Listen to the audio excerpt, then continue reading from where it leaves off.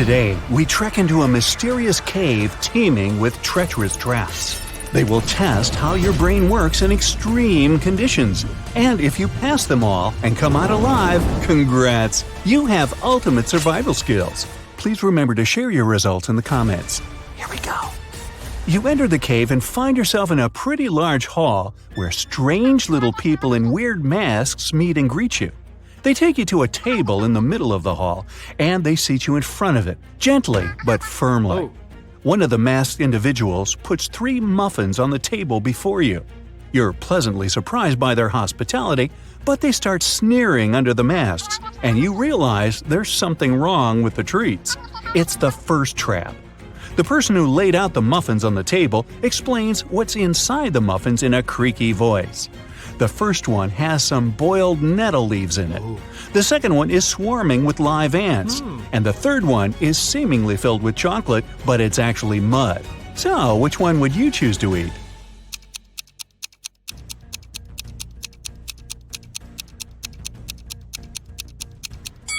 Well, live ants and mud are a no-go for sure. Even though ants might actually be edible, who knows what species they belong to? And it's also yucky, truth be told. But surprisingly, boiled nettle leaves are a-okay to eat, despite nettle being a plant that burns your skin upon touch. It only does so when it's fresh. Boiled leaves lose their burning quality, and nettle soup is an actual dish in many cultures, so we settle for the nettles. You've happily wolfed down the nettle muffin, quite yummy by the way, and the little masked people let you through to the next chamber. As you walk down the hall, suddenly the floor starts shaking, and before you can leap to safety, it crumbles beneath your feet, falling down and taking you with it. You hit the floor, rise to your feet, and when the dust settles, you see you've ended up in a room with 3 doors. Great, it's another trap. Each door has a warning sign on it, and there's also a panel with 3 levers marked A, B, and C, of course. Each of the levers opens a specific combination of doors, not just a single one. The sign on the first door says it contains swarms of mosquitoes just waiting to drink you dry. There is toxic gas behind the second door, which will fill the chamber you're in as soon as you open the door. And the third door releases a powerful stream of water that will wash away everything it hits, but it will only last 30 seconds. The A lever opens the mosquito door and the gas door. Lever B will open the gas door and the water door. And the C lever will release the stream of water and the mosquitoes. Oh goody. Which one would you pull?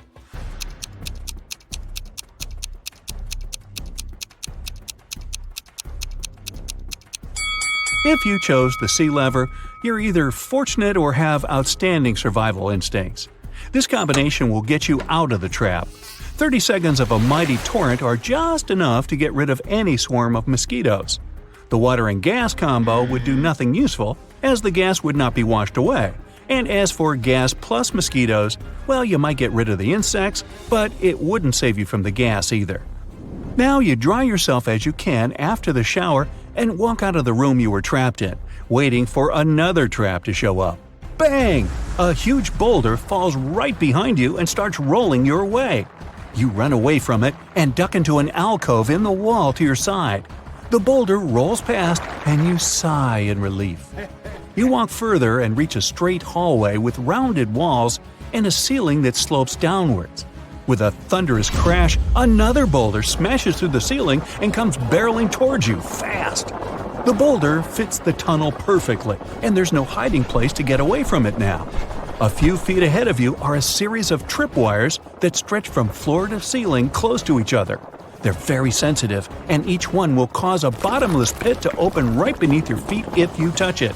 To your left is another alcove in the wall, but if you attempt to squeeze into it, the boulder will press you with some force against the wall as it passes, and the wall has nails sticking out of it from floor to ceiling. Down by your feet is a hole in the floor, but it's only a couple of inches deep. On the bright side, there are no nails in it. So, what's your choice? A. Try to slip between the tripwires. B. Squeeze yourself into the nailed wall. Or C. Lie down in the hole in the floor.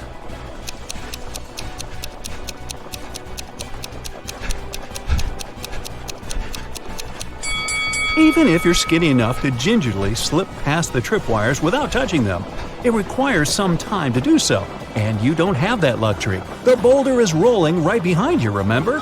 Also, there's a very high risk of activating the wires and getting flung into the abyss. The hole in the floor looks like the safest option, but it's only a couple of inches deep. Unless you're just a couple of inches thick yourself, you have every chance of becoming so, thanks to the boulder behind your back. In fact, the alcove in the wall with the nails in it is your only chance of survival. Remember yogis and magicians who can sit on a bed of nails without any harm? They can do that because the principles of pressure work in this case. Pressure is force divided by area. The larger the area, the less the force, and vice versa.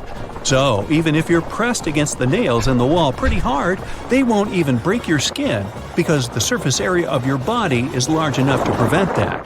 Whew! You take a deep breath after the boulder rolls past you and go down the passage to find yourself in the next chamber. The first thing you see is a door with a large lock at the other end of the room and a timer right above it. It shows 60 minutes, and the countdown starts as soon as you enter the chamber. There, you notice 3 large transparent jars on the right-hand wall. Each of them contains a key, which seems to fit the lock on the door. But there's an unpleasant surprise in each of the jars, too. The first jar has venomous snakes inside, the second one is full of acid, and the third one is filled with boiling hot water. You have nothing to use to get the keys out of the jar but your own hands, and the timer goes on ticking. Which jar should you choose?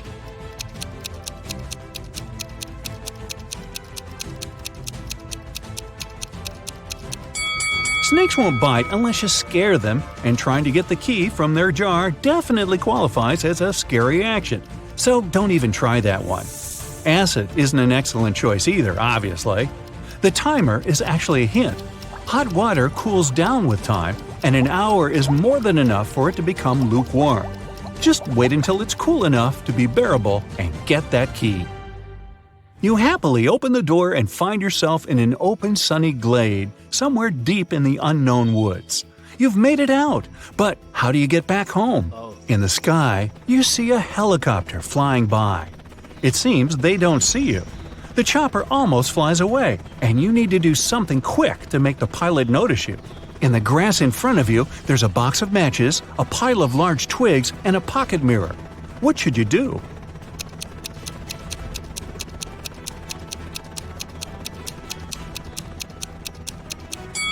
Well, you don't have time to build a fire. Your best bet is the mirror.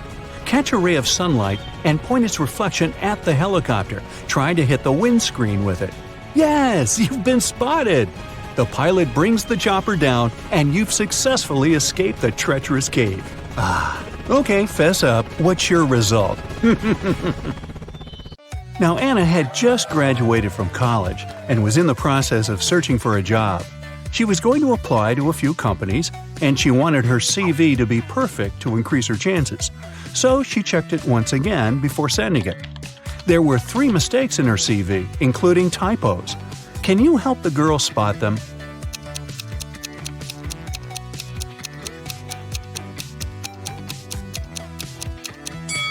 Take a look at the year when she graduated from college.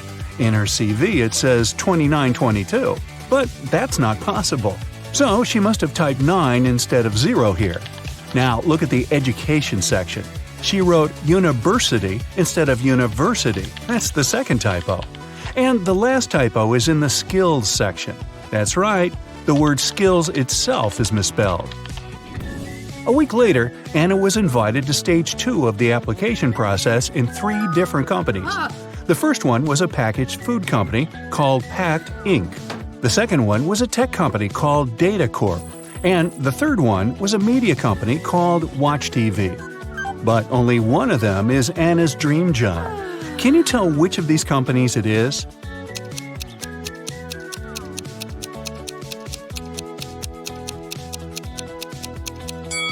Take a look around her room. You'll notice that there's some merchandise from Data Corp. Anna has their sticker on her laptop, and there's a Data Corp mug on her table. But most importantly, do you see that post-it note on her mirror that says goals? Her number 1 goal is to get a job at Data Corp. If the first 2 hints didn't convince you, this certainly will do. The talent recruiter of DataCorp soon called Anna. She said the girl would pass stage 2 of the application process if she guessed her name correctly. But of course, I will give you a hint, she said. My name is 2 of 7 Chicago, 2 of 6 London, and 1 of 9 Edinburgh. What? Can you tell what the talent recruiter's name is?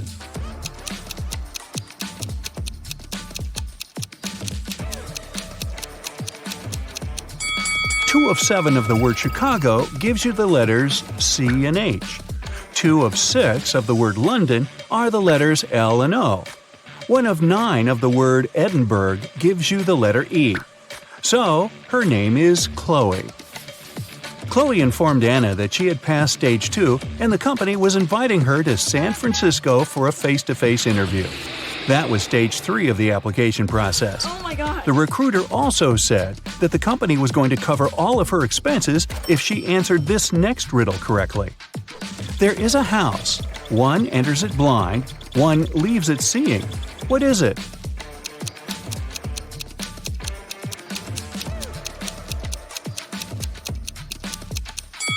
Do you know the answer? It's a school, and Anna answered correctly.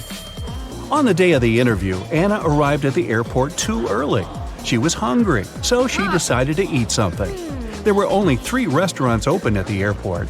The first one served only different kinds of salads. The second one sold various types of pizza and pasta. And the third place was a seafood restaurant. Which restaurant should she choose?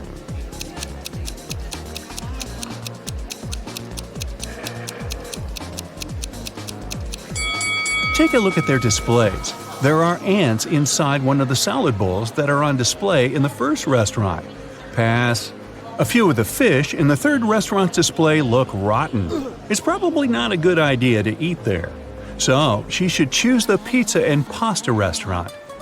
Anna entered the place and ordered meatballs and spaghetti. As she was waiting, 3 friends who were eating at another table caught her eye. They all looked like very rich people. But Anna could tell that only one of them was so rich that she could literally buy anything she wanted. Can you tell how Anna figured that out?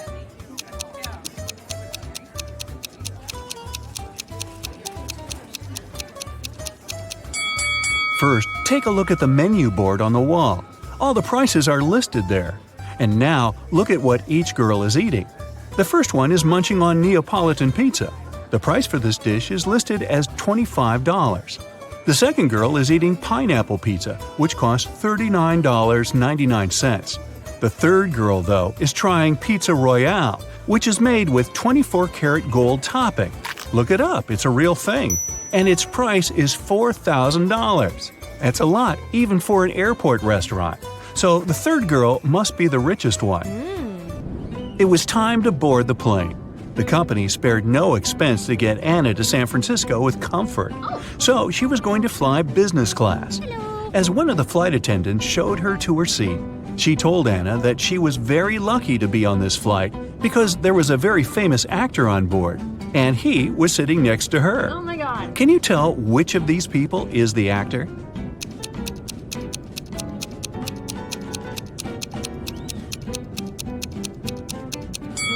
See that guy holding his cell phone? Take a closer look at the screen. He's on his social media sharing a selfie he took with that guy, who must be the famous actor. And now, put that cell phone on airplane mode. Time to go. After the plane landed in San Francisco, Anna headed directly to the DataCorp's headquarters for her interview. She told the security guard that Chloe was expecting her for a job interview. Hello. After checking the guest list to confirm her words, the security guard gave her a name tag. "Here, take this. All guests have to wear it," he said. Then he gave her a card. "You need to go to the 7th floor to meet her. This card has the passcode to call the elevator. Good luck with everything." Just as Anna was going to thank him, he interrupted her and continued talking. And keep this in mind, the elevator will help you ascend in an orderly way. Anna thought, okay, weird. What can that even mean? Then she walked up to the elevator. There were no down or up buttons, just a passcode panel. Then she looked at the card the security guard had given her and saw a picture of a funny face. There were 3 numbers hidden in that image, and they were the numbers she needed to press on the panel. Can you see them?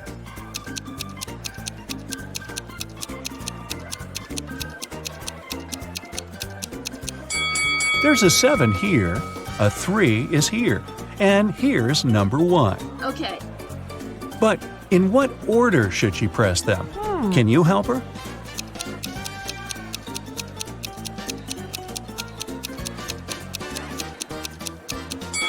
Remember the weird thing the security guard said? He actually gave Anna a hint. The elevator will help you ascend in an orderly way. Ascend, order. So, she needs to enter the numbers in ascending order from the lowest to the highest. It means that the passcode is 137. Ah, here comes the elevator. Anna pressed the button for the 7th floor, but the elevator stopped on the 2nd floor. 3 people were going to get in. Anna was excited to see some Data Corp employees, but one of them didn't actually work there. Can you tell who?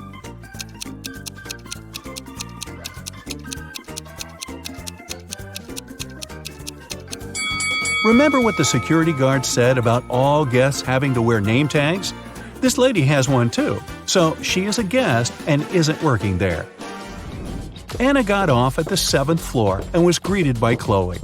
The woman directed her toward the manager's office. Anna walked in. "Hello, Anna, I'm Edith," the manager said. "I'm the one who's going to interview you, since you are applying for the manager's assistant position. I saw your CV and I was impressed. You've been solving all the riddles correctly, too. I have one last riddle for you, and if you crack it, we'll hire you. Oh my god. I'm a bean, but I'm not magic. I can be roasted, but I'm not a turkey. I can be ground, but I'm not pepper. I can be pressed, but I'm not a button. What am I? Quick, help Anna get this job."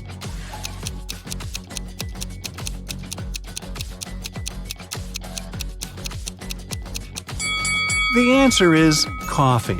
And you're going to be bringing me a lot of it. Welcome to Data Corp, Anna, Edith said. Wow, it's one weird job interview. Now, Rosie and Peter are having a date. Both of them are pathological liars. The waiter asks their ages. Peter says, "I'm definitely not over 30. Rosie replies, "I'm 28 and Peter is at least 5 years older than me." Peter adds, "Nah, Rosie is at least 29. Can you figure out their actual ages?"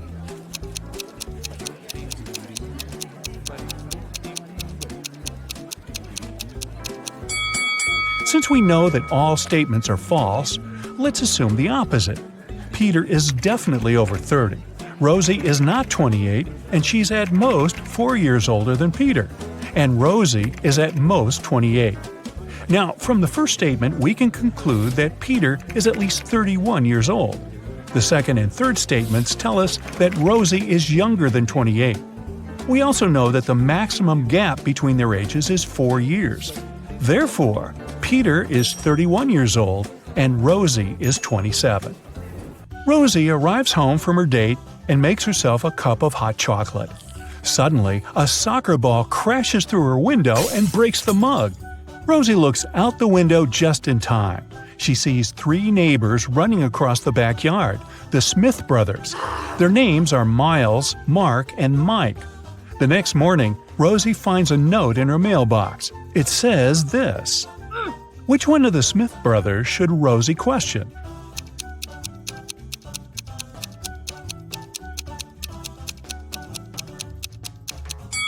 The note reads, "Smith.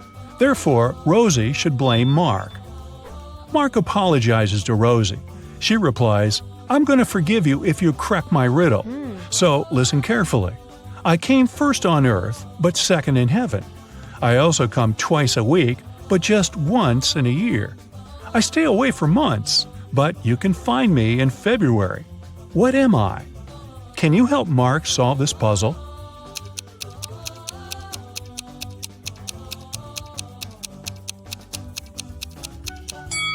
The correct answer is the letter E. And for extra credit, will Rosie the liar actually forgive Mark? Someone robbed Rosie's house yesterday. She called the police and they questioned her neighbors. Billy said, yesterday I was visiting my parents' house in another state. I just got back. Phil said, for safety reasons, I had to spend last night in a hotel room. Construction workers urgently repaired my roof during the night. Thankfully, they finished by this morning. Meanwhile, Chuck replied, sorry, I was playing video games with my friends, so I didn't notice anything suspicious at all. Who is lying?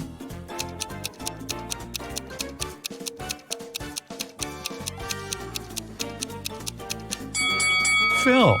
The roof reconstruction should have been finished, but it still looks like a mess. Ooh. Rosie wants to win a college sports grant, so she trains very hard every day. Take a look at her rivals. Can you predict who's going to win this particular competition?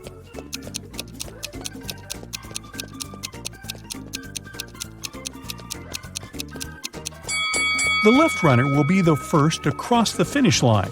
The right guy's shoelaces came undone. Meanwhile, Rosie, who's running in the middle, put her hand on her stomach because she's struggling with a cramp. That's why her chances of winning are low. The next day, Rosie buys chocolates on the way to the gym. She can't eat them in front of the others because their coach, Tina, asks all runners to stay away from sugar products. So Rosie decides to hide the chocolates in her locker. During the break, she opens her locker and finds out that the chocolates are gone. She questions 4 teammates. Karen says, I was washing my hair in the shower. Kelly replies, I was talking to my boyfriend on FaceTime, and he can confirm that. Zoe discussed her skills with Tina during the break. And Nina enjoyed her sugar-free salad. Who's lying?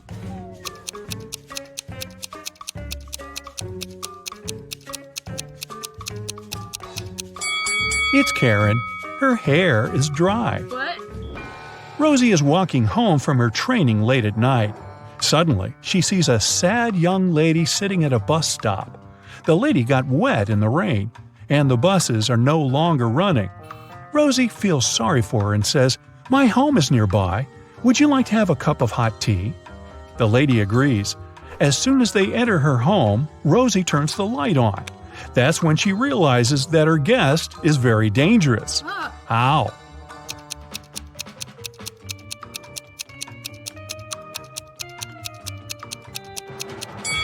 The lady's legs are covered with wolf hair. Take a look at the sky. It's a full moon. She will soon turn into a werewolf. Rosie arrives at work, so we can assume she survived the night. Unfortunately, someone locks her in the underground parking. She wanders around for a while and finds 3 ways out, but only one path is safe. Hungry tigers are hiding behind the first door. It's impossible to get through. The second door is guided by a virtual voice assistant reprogrammed to hate people. It threatens to destroy anyone who enters this door. And the third passage is filled with toxic gas that makes all mammals pass out immediately. Which door should Rosie choose?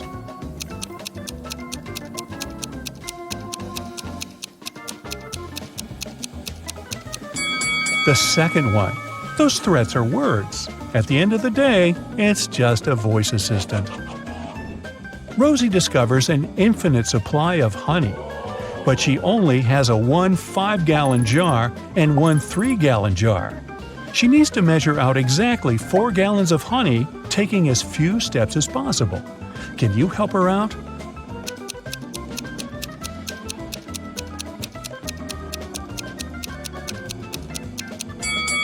Yep, this can be done in 6 steps. 1. Fill the 5-gallon jar fully. 2. Now pour the honey from the 5-gallon jar into the 3-gallon jar. After that, you still have 2 gallons of honey in the bigger jar. 3. Now empty the 3-gallon jar. 4. Transfer the 2 gallons of honey into the 3-gallon jar. 5. Fill up the bigger jar again. 6. And finally, transfer 1 gallon from the 5-gallon jar into the smaller jar. This way, we'll end up having 4 gallons of honey in the bigger jar. Rosie goes to a local restaurant.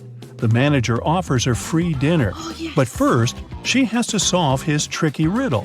Rosie agrees. Here's the task. You throw me out when you want to use me, and you take me in when you don't want to use me. Who am I? Rosie nails it right away. Can you solve this mystery too?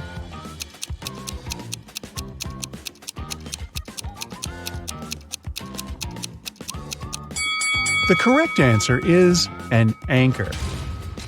Now, Rosie has 26 blue socks, 13 green socks, 33 pink socks, and 12 red socks.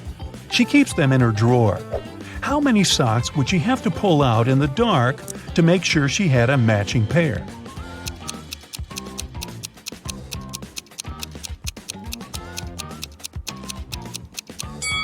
The correct answer is 5.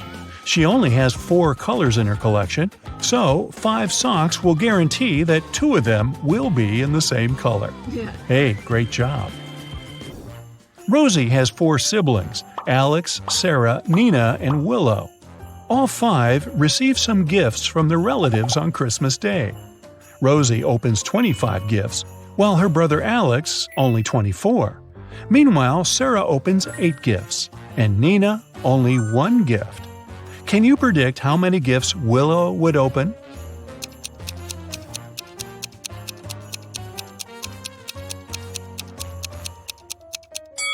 The last name in Rosie's name is Y. It's the 25th letter of the alphabet. Alex's last letter X is in the 24th place. The last letter in the name Sarah is H. It's the 8th letter of the alphabet, and so on. Similar odd logic also works for Willow. The letter W is 23rd. Therefore, she will open 23 gifts. Now, if I were Sarah, I might complain about only getting a third of the gifts her siblings get. But I'm not. Rosie is looking through her granny's pictures. Suddenly, she gets chills because she noticed a time traveler among these party guys. Can you spot this person too?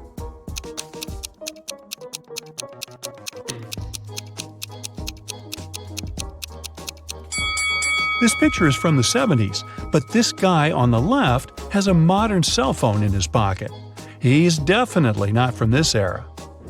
Rosie wants to get into her boyfriend's apartment building to prepare a surprise for his birthday. Unfortunately, she has forgotten the 5-digit code, but she still remembers these 5 clues. The sum of the 5th number and the 3rd number is 14. The 4th number is 1 more than the 2nd. The 1st number is 1 less than twice the 2nd number. The sum of the 2nd number and the 3rd number equal 10. And finally, the sum of all 5 numbers is 30. Can you help her crack the code?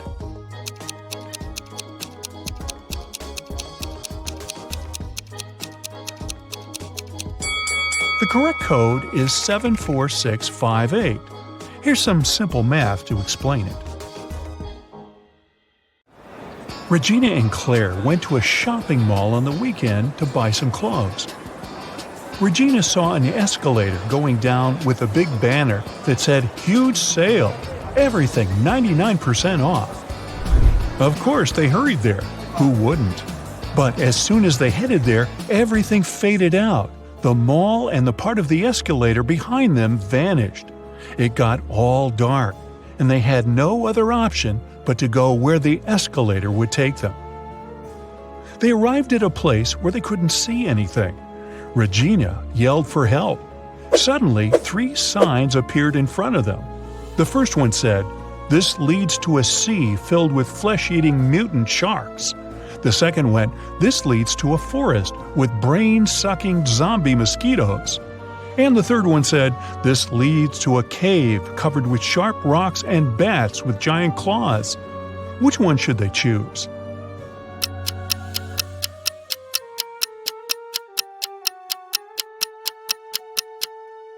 Well, bats are harmless until provoked, whether they have small or big claws, so they should choose the third one. And as for the sharp rocks, they just need to watch their steps. They started walking in the direction of the cave when suddenly a peculiar tiny monster cut their way. Welcome to the underworld, home of all monsters. We hope you enjoy your stay. Even if you don't, You can't ever leave here anyway." And it vanished out of sight. That's when a scary-looking city started to appear around them. "What does it mean that we can't leave?" Claire asked. "There must be someone who can help us," Regina replied. "Psst, over here," a creepy monster said from the corner of the street. "Crack my riddle and I'll tell you who can help you. What goes around the house and into the house without ever touching the house?"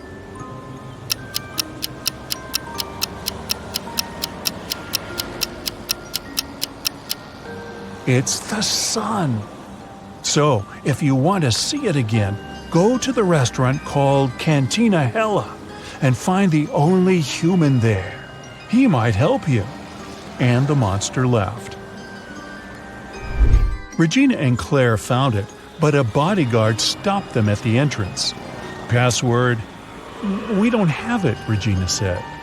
The bodyguard handed them a piece of paper with these numbers on it. The number that comes next is the password. Can you figure it out?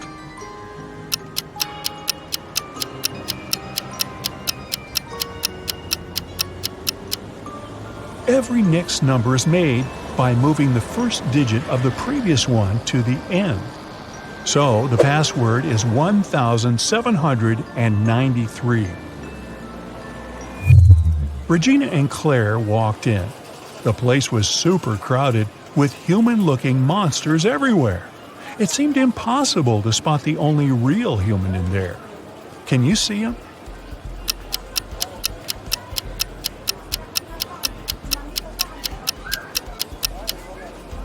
Well, the others may look human, but if you take a closer look, you can see their tails, fangs, horns, and all that. But this guy here doesn't have any of that, so he must be who they're looking for. Regina and Claire approached the man. His name was Eddie.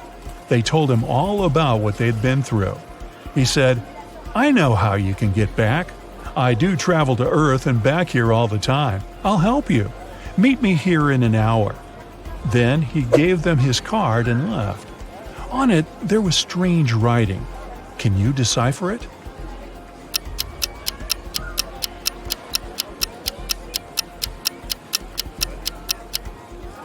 You need to replace all the letters with the previous letter that comes before them in the alphabet. So it says police station. Regina and Claire got hungry, so they decided to order something to eat. The waiter brought them 3 different desserts. Which one should they choose?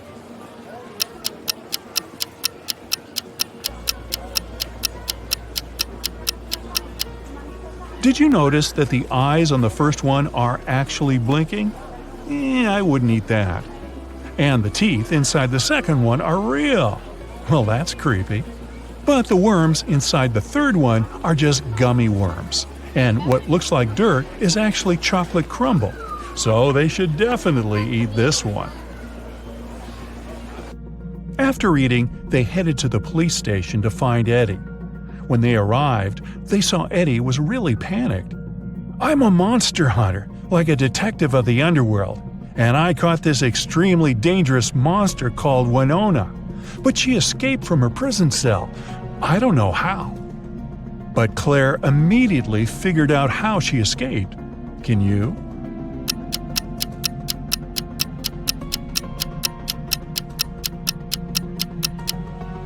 Look at the poster on the wall. It's moving slightly. There must be an airflow behind it that is coming from a tunnel. Suddenly, a guardian rushed next to them and said, "Sir, someone claimed they spotted Winona at the gym." Everyone rushed there. The receptionist silently pointed them in the direction of the changing cabins. They saw the feet of 3 different monsters in 3 different changing rooms. One of them was Winona. Can you tell which one?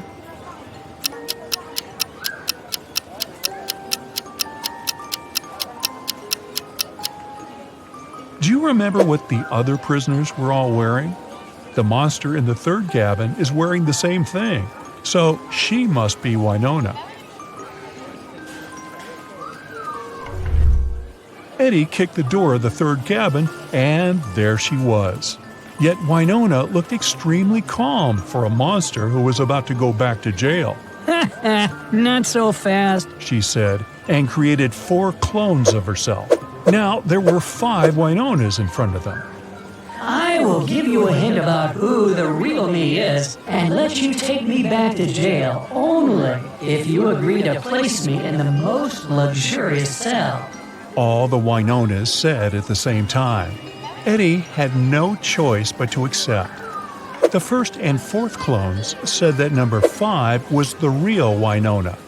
The second and the 3rd clones said that number 1 was the real Winona. And the 5th clone said that number 2 was the real Winona. Only one of these statements was true, and the other 4 were lies. So, can you tell which clone is actually the real one?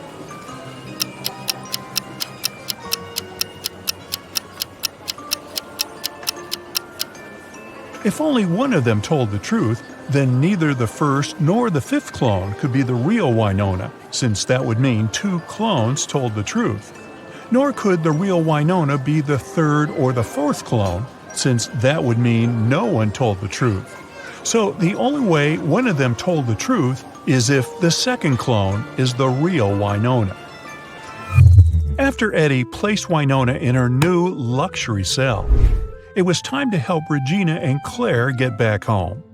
He took them to a place called the Hound Tattoo Studio and explained that the only way they could go back home was to get a key-shaped tattoo, which would open a portal to Earth. The tattoo artist showed them his key symbols catalog and said each different key shape opened a portal to another land, and they needed to pick the one that would open a portal to Earth, because if they can't, nobody knows where they travel. Can you help them?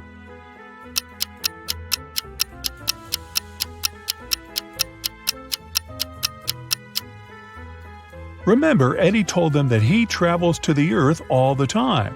Then he must have the Earth portal key tattoo as well. Now, let's take a closer look at all his tattoos. Here is the key-shaped one, and this key on the catalog is the same. So it must be the one that will help them go back home. After their tattoos were complete, Eddie activated their magic to send them home. Regina and Claire felt dizzy, as if falling through a rabbit hole. Then, suddenly, they woke up in their bedrooms at home. Wait, none of that was real? How do you think they can tell if this was all a dream or not?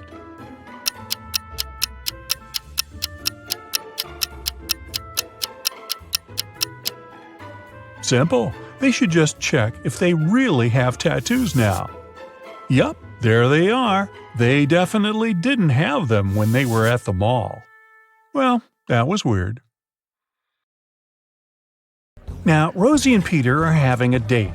Both of them are pathological liars. The waiter asks their ages. Peter says, "I'm definitely not over 30. Rosie replies, "I'm 28 and Peter is at least 5 years older than me." Peter adds, "Nah, Rosie is at least 29. Can you figure out their actual ages?"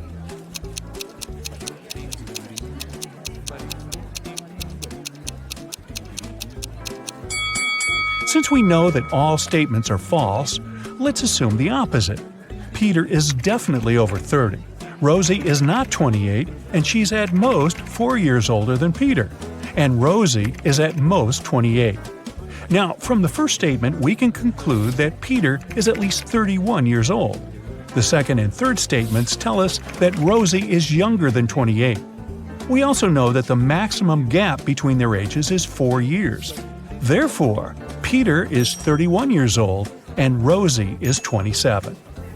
Rosie arrives home from her date and makes herself a cup of hot chocolate. Suddenly, a soccer ball crashes through her window and breaks the mug. Rosie looks out the window just in time. She sees 3 neighbors running across the backyard, the Smith brothers. Their names are Miles, Mark, and Mike. The next morning, Rosie finds a note in her mailbox. It says this: "Which one of the Smith brothers should Rosie question?"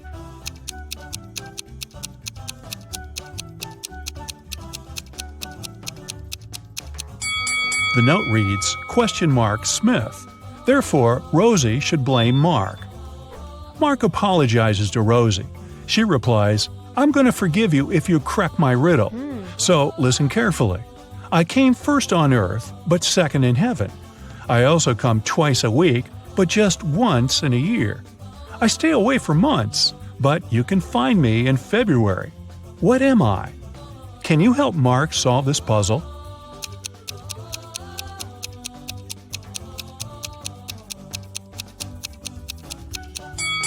The correct answer is the letter E. And for extra credit, will Rosie the liar actually forgive Mark? Someone robbed Rosie's house yesterday. She called the police and they questioned her neighbors. Billy said, yesterday I was visiting my parents' house in another state. I just got back.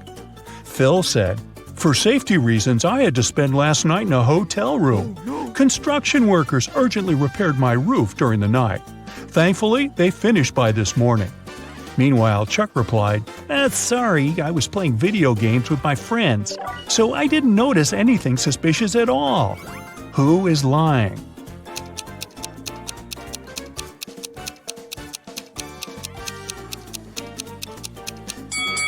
Phil. The roof reconstruction should have been finished, but it still looks like a mess. Ooh. Rosie wants to win a college sports grant, so she trains very hard every day. Take a look at her rivals. Can you predict who's going to win this particular competition?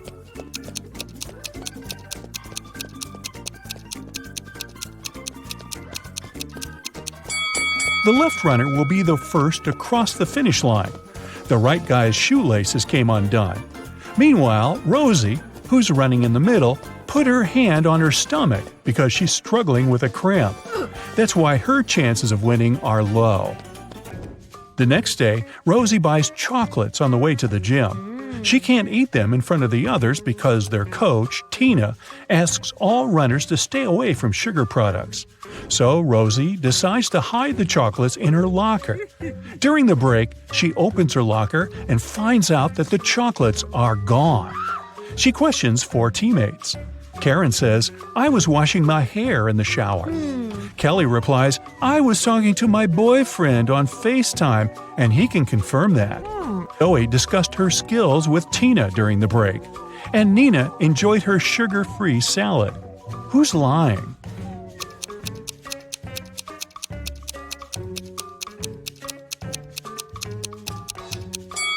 It's Karen. Her hair is dry. What? Rosie is walking home from her training late at night. Suddenly, she sees a sad young lady sitting at a bus stop. The lady got wet in the rain, and the buses are no longer running. Rosie feels sorry for her and says, My home is nearby. Would you like to have a cup of hot tea? The lady agrees. As soon as they enter her home, Rosie turns the light on. That's when she realizes that her guest is very dangerous. How?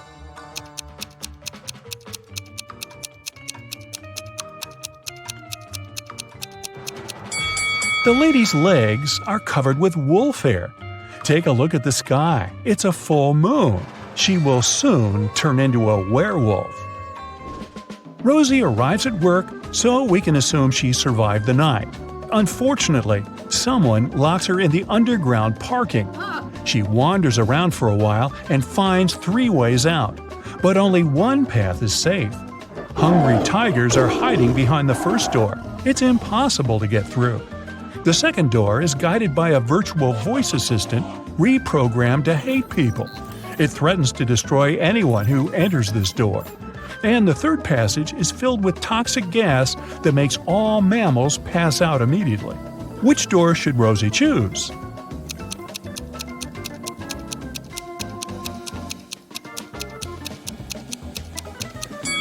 The second one.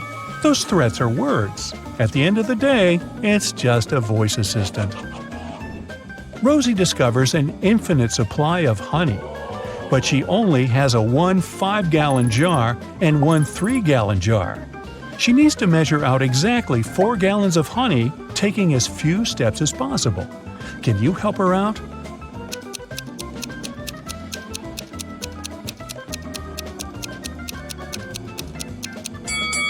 Yep, this can be done in 6 steps. 1. Fill the 5-gallon jar fully. 2. Now pour the honey from the 5-gallon jar into the 3-gallon jar. After that, you still have 2 gallons of honey in the bigger jar. 3. Now empty the 3-gallon jar. 4. Transfer the 2 gallons of honey into the 3-gallon jar. 5. Fill up the bigger jar again. 6. And finally, transfer 1 gallon from the 5-gallon jar into the smaller jar. This way, we'll end up having 4 gallons of honey in the bigger jar. Rosie goes to a local restaurant. The manager offers her free dinner, but first, she has to solve his tricky riddle. Rosie agrees. Here's the task. You throw me out when you want to use me, and you take me in when you don't want to use me. Who am I? Rosie nails it right away. Can you solve this mystery too?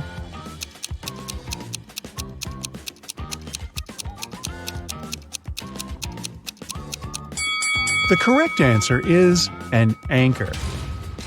Now, Rosie has 26 blue socks, 13 green socks, 33 pink socks, and 12 red socks. She keeps them in her drawer. How many socks would she have to pull out in the dark to make sure she had a matching pair?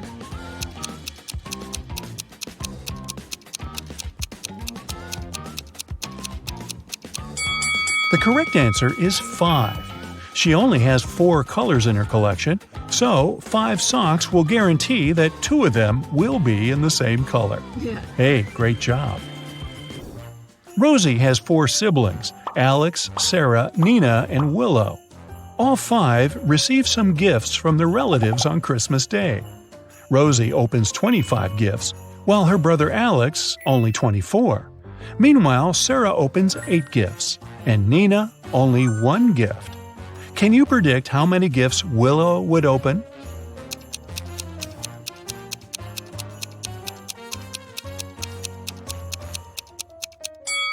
The last name in Rosie's name is Y. It's the 25th letter of the alphabet. Alex's last letter X is in the 24th place. The last letter in the name Sarah is H. It's the 8th letter of the alphabet, and so on. Similar odd logic also works for Willow. The letter W is 23rd. Therefore, she will open 23 gifts. Now, if I were Sarah, I might complain about only getting a third of the gifts her siblings get. But I'm not. Rosie is looking through her granny's pictures. Suddenly, she gets chills because she noticed a time traveler among these party guys. Can you spot this person too?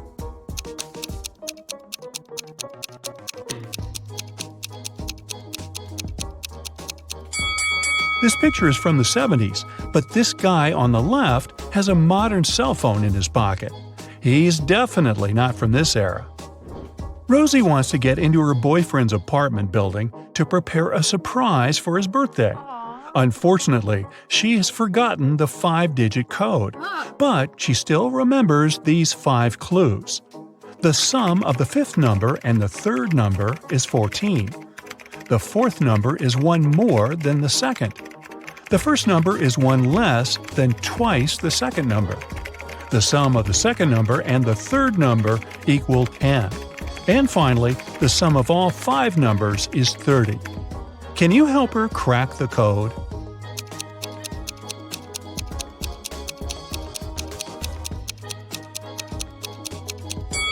The correct code is 74658. Here's some simple math to explain it. The king of one country was holding a feast where he invited all his friends. Guests gathered in the great hall. But before the celebration began, one of the courtiers informed the king that all the drinks were poisoned. The king said nothing and offered everyone to raise a toast to the new millennium. All the guests got up and raised their glasses. That's when the king noticed the villain who had been trying to poison him and other guests. Who is it?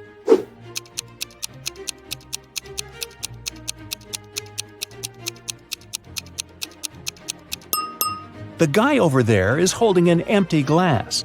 He knows the drinks are poison, so he hasn't poured anything in his glass. Once, on a cold winter night, Someone stole jewelry from a famous singer's house. The thief didn't manage to run far away because a police car was passing by. The burglar hid the bag with the jewelry in the snow and disappeared into the crowd. Detective Anderson managed to catch 2 suspects. Look at them and try to guess who robbed the singer.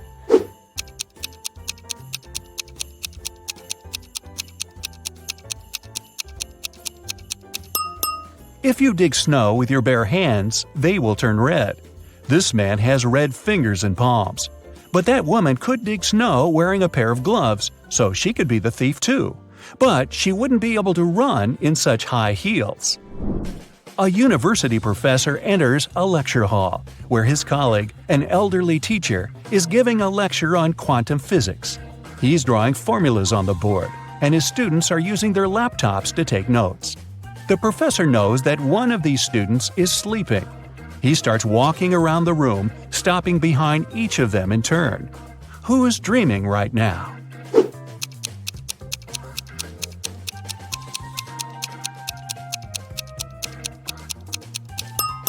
Almost all the students are writing the formulas down on their laptops, except for that one. His screen is off. That's because he's fallen asleep. Detective Anderson is chasing a robber dressed in a tuxedo. Suddenly, the criminal runs inside a huge hall. All people there are formally dressed. Help Detective Anderson find the suspect among them.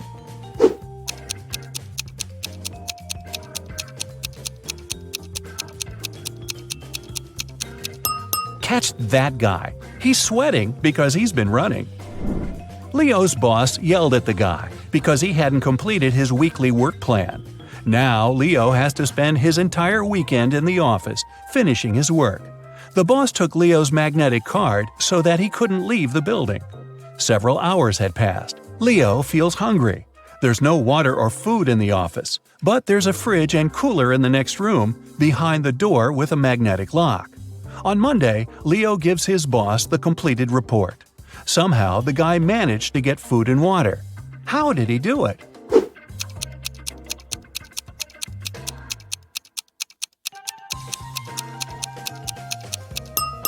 Leo just went to the refrigerator and got himself some food. No one said the door with the magnetic lock had been locked. Mike wakes up in the back seat of a racing car. The engine is roaring, the wind is blowing in Mike's face. There's no one at the wheel and a cliff is straight ahead. Michael's hands are tied. He jumps out of the car without hesitation and lands on the asphalt. Surprisingly, he doesn't get a single scratch. How is this possible?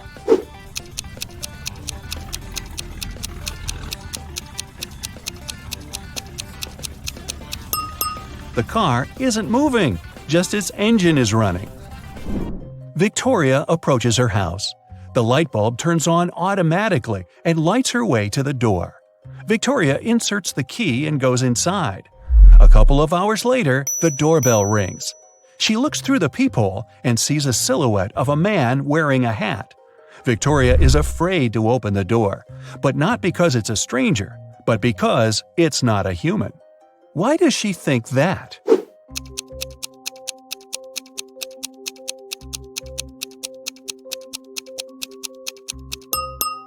The light sensor didn't work, so there's no physical body outside. There's a huge airplane hangar on the edge of the desert. Pilot Tyler steps inside and notices a cat sleeping near the ceiling on one of the beams. Tyler decides to save it. There are no stairs and nothing else that can be used to get there. The only thing Tyler sees is a large puddle of water on the floor. So, how did the cat get there?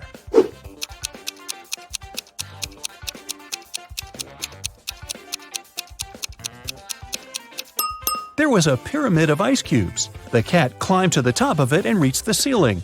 Then the ice melted and left the puddle. Margaret, Rachel, and Diana are walking down the street, sharing their plans for the weekend. The girls look rich, but only one of them has a lot of money. Who is it?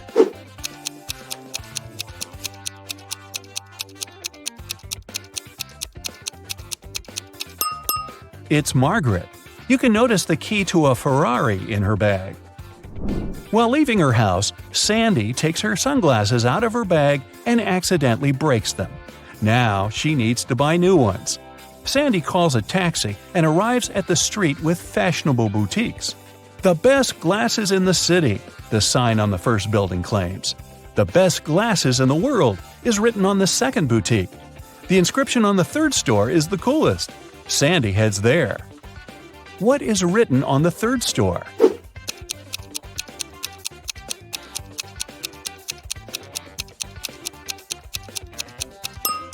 "The best glasses in this street."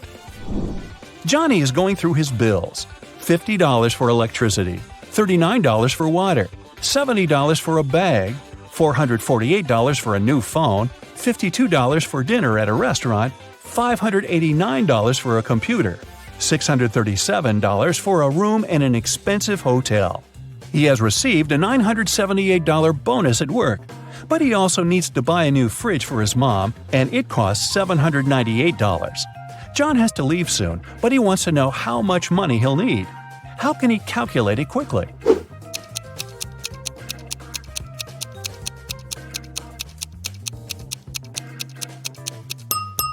He should use the calculator app on his phone. The simplest answer is often the right one. Detective Anderson investigates the case of missing purebred puppies. He has a list of 3 suspects. He visits each of them. The first suspect is a young girl. She says she spent the previous day with her friends. And she's also allergic to dogs. The second suspect is an elderly man. He says he hasn't left the house for the last few days. The third one is a famous video blogger. She says she was making YouTube videos all day. Which of them is lying?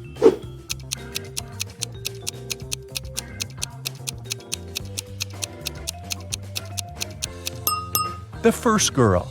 She says she's allergic to dogs, but there's a bowl and some dog food in her kitchen. Peter works as a top manager at a huge insurance company. Today, his boss ordered him to fire 3 employees. Peter doesn't want to get rid of someone just like that, so he comes up with a test. He invites all 3 candidates for dismissal and asks them to write down why they should stay in the company. The first employee writes that he's helped the company earn $100,000. The second guy reports that he's found 10 new clients, increasing the company's profit by $200,000. Using some illegal schemes, the third employee has earned $300,000 over the past quarter. Who should Peter fire and who should he keep?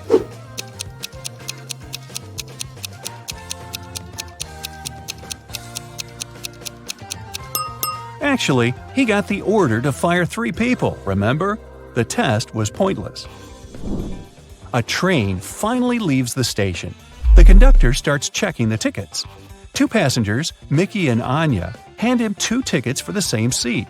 There must be something wrong here, because only one passenger can buy a ticket for a particular seat. The first ticket belongs to Mickey Jones. The seat is 7B. Anya Roy is written on the second ticket.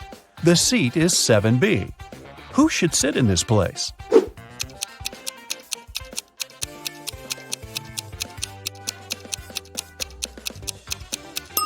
Plane ticket, Mickey Jones' document says, and this is the train. The place belongs to Anya. Joe goes to the gym every day. He lifts heavy weights and works with the biggest barbells. He has achieved great results. One day, a skinny guy comes to the gym. He has never done sports in his life. He approaches the heaviest dumbbells and lifts them easily. Joe can't believe his eyes. He's been working for 10 years to begin lifting such weights. How did the newbie manage it? It seems impossible.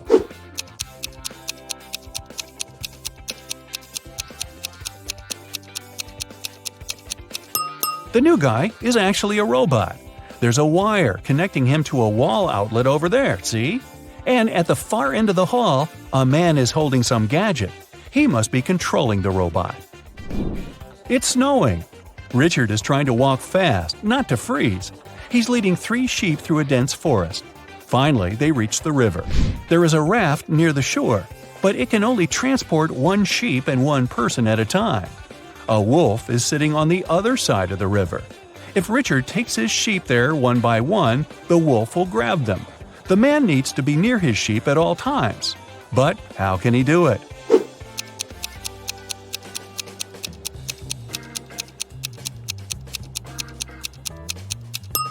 It's winter and the river is frozen. So let's check scores. 0 to 3 points. You need more practice. But I'm sure you feel motivated now, so you'll be more attentive cracking riddles in the future. 4 to 7 points. Not your best result, but not the worst either. You know what to strive for. 8 to 11 points. Not bad. The main thing now is to sharpen your skills. 12 to 15 points. Congrats! You've got a high score, so you can consider yourself a quick-witted person. Are you ready to dive into sci-fi madness? Let's go! Somewhere in outer space, a show has just begun on a giant asteroid. A glowing star guy is reading poetry. His viewers are little stone people. The artist is saying beautiful words with passion. He puts his heart and soul into the performance. He's finishing. A shining tear is rolling down his cheek. He bows to the audience, but no one is clapping. In fact, they don't react at all. Why?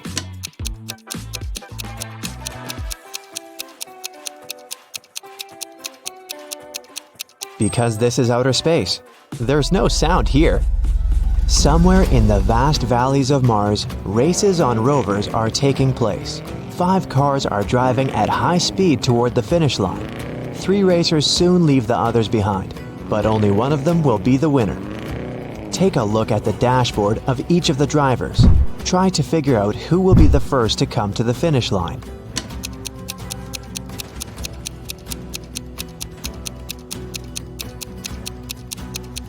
The speedometer arrow on the first rider's dashboard shows the maximum speed, but he won't win because the fuel indicator is flashing.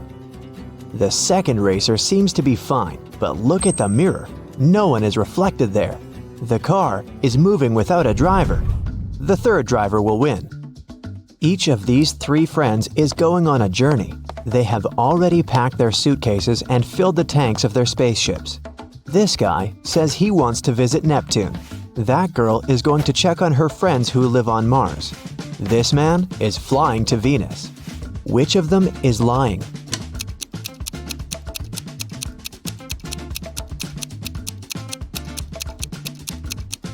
Venus is very close to the sun. It's a scorching hot place. And this man is wearing warm clothes. He's probably lying. Show me your hands!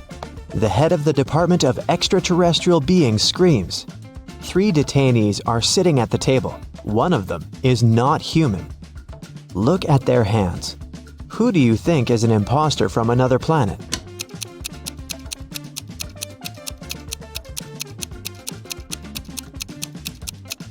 Yeah, this guy has 6 fingers, but there are people on Earth who have such hands.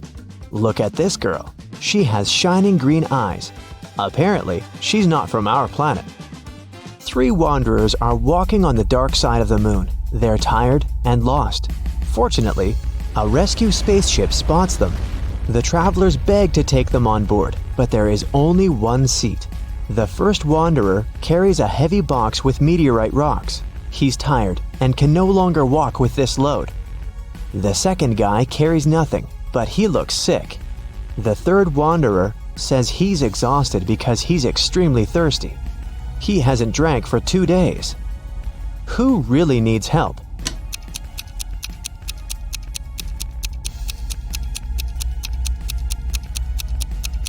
Gravity is much weaker on the moon than on Earth, so the first wanderer's box should be quite light. He just pretends to be tired. The third wanderer has a chance to get some water. Do you see a small rescue station in the distance? H2O is written on it, so he can find water there. But the second wanderer really needs help. The indicator on his spacesuit signals a low oxygen level. The inhabitants of Planet Quest love adventures.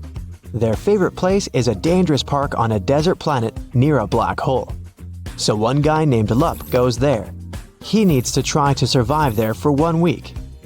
As soon as he arrives at the park, he comes across a space cockroach that has 6 heads. The cockroach jumps on Lup and bites him with one of its heads. Lup fights off the monster and gets back to the ship. The bite is venomous, but fortunately, Lup has an antidote. First, he needs to drink one pill that contains medicine, and after that, a catalyst that activates the cure. Then, Lup needs to repeat it 2 hours later. But the problem is the pills with the medicine and catalyst look similar, and Lup has mixed them in his pocket. He can't take 4 tablets at once because it's dangerous, so how can he separate them?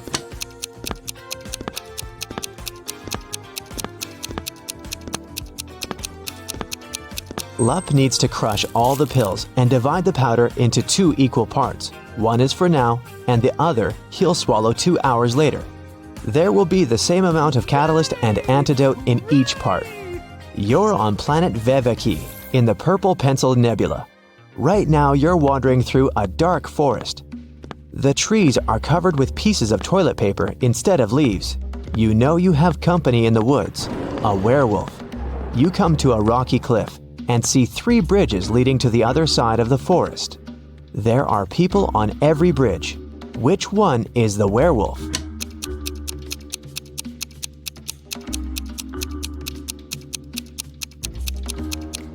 It can be anybody, but it doesn't matter. No one can turn into a werewolf since there's no full moon here. This is not Earth, remember? A dwarf planet illuminates the sky. Welcome to the moon again. Right now, you witness the most incredible jumping competition. Thanks to the weak gravity on Earth's natural satellite, athletes can jump really high. But which of them will jump the highest? The participants put on their spacesuits and walk out of the atmospheric station. They seem to be ready. 3, 2, 1, jump! And we see the winner. She's jumped much higher than her opponents. But wait, there's something wrong here. This participant is not worthy of the title of the winner. She cheated. But how did you understand that?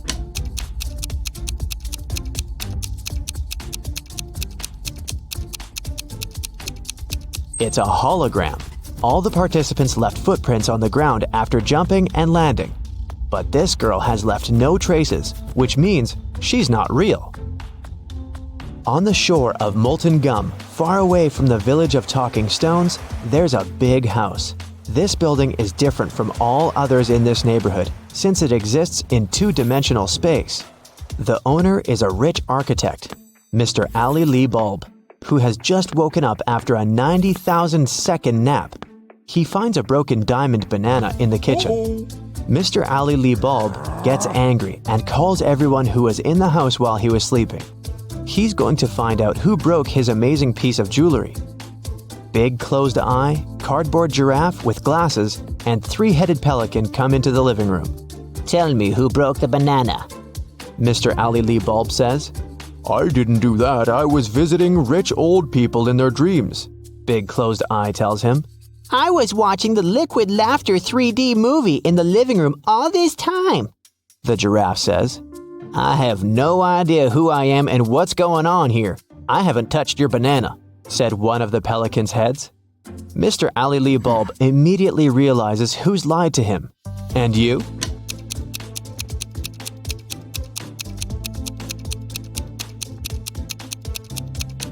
It's Cardboard Giraffe.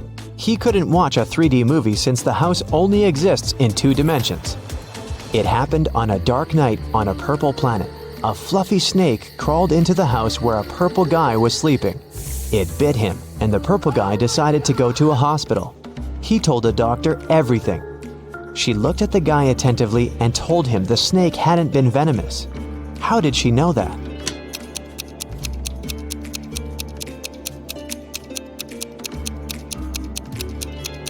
It was 3:45 a.m. on the clock in the guy's room.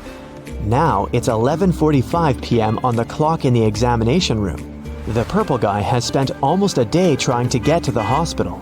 So far, nothing bad has happened to him, which means the snake was not poisonous. The king of a tiny planet has no heirs. But then, who will become the ruler of this world? To choose the best candidate, the king gives every inhabitant 1 seed.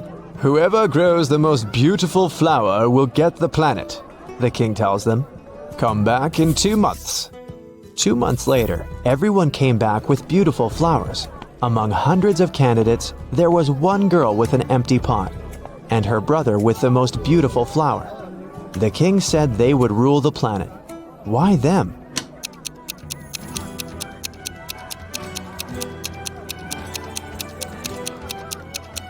All the seeds were fake, and the girl didn't want to deceive the king by replacing the seed. Meanwhile, her brother put a lot of effort into growing the most beautiful plant to achieve his goal. Rain falls upward in this world, cars move backward, broken glass repairs itself, pens erase words from paper, chickens hide back in the egg at the end of their life.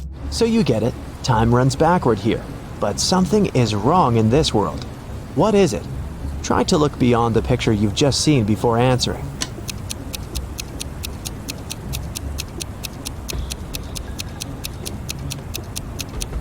The correct answer is my voice. It's not reversed.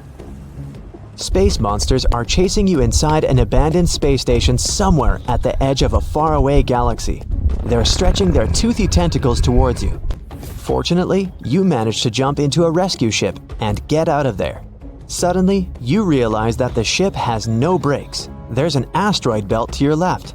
A small black hole is on the right, and a red star is in the middle. Which way should you choose?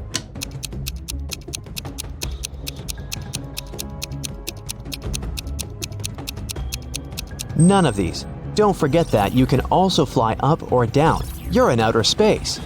It's raining diamonds every day on this planet. The rays of the closest star that warms this world contain gold particles. Banknotes grow on trees. Seas glow green because the water is filled with emeralds. Despite all this wealth, people don't want to live here.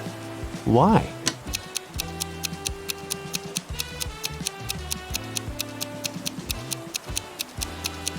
Gold particles in the air can damage human lungs within seconds. Money trees don't produce oxygen, and there are no fish in the water because of the emeralds. People simply can't exist there. Henry and Mia lived together in New York. They wanted to run away from big city life and celebrate their anniversary in the wild. So the guys used a special online service and found 3 available options nearby. Bob offered his cozy treehouse in the woods for a reasonable price. Julia offered this fancy geodesic dome with all conveniences. It's a 2-hour drive away from New York. And Crystal offered an old mansion that she'd inherited from her granny. Can you help the guys make the right choice?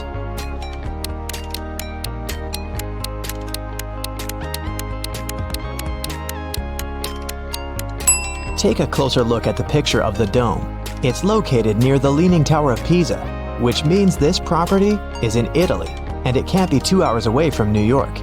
And Crystal's granny's ghost is still in the house, so Mia and Henry should choose the treehouse. The guys contacted Bob, booked the house, and hit the road. Mia is a famous blogger, so she decided to post all milestones of their journey in her stories. Can you spot any differences between these 2 pictures?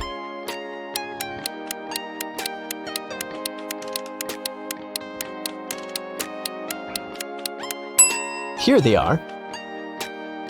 What about these 2 pictures?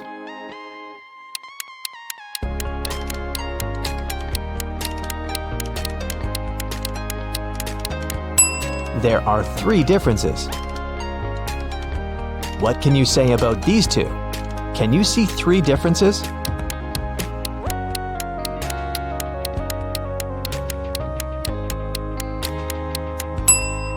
Here they are. While the guys were driving along a highway, someone threw a can of paint into their car. Mia and Henry stopped at the nearest car wash and interviewed 4 other drivers. Bill said, "My truck has to be perfect. I'm going on a date this evening." Jack said, "I'm going to meet my business partner at the airport. I want to leave a good impression." Lily said, "Honestly, I don't need to have my car washed. I just stopped here to visit the restroom." Ryan said, "My boss gave me this coupon so that I could wash my car for free." Who stained Henry and Mia's car?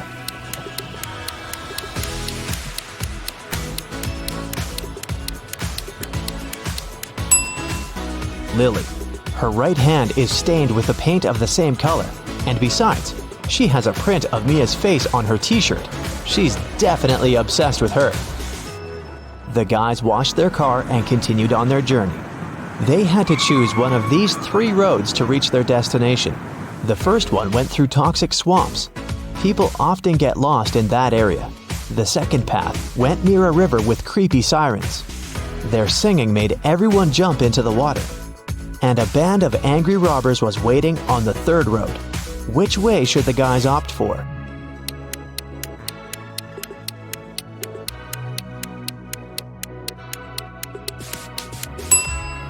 The second one. They can close all the windows, turn some music on, and drive past the sirens very fast. Mia suggested visiting the farmer's market to buy some fresh produce for their romantic weekend. When they entered the marketplace, 3 sellers offered them apples, but only one deal was safe enough. Can you help the guys make the right choice?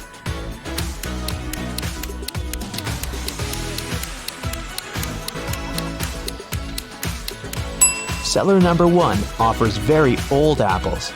Take a look at the date on the box. They expired 5 years ago.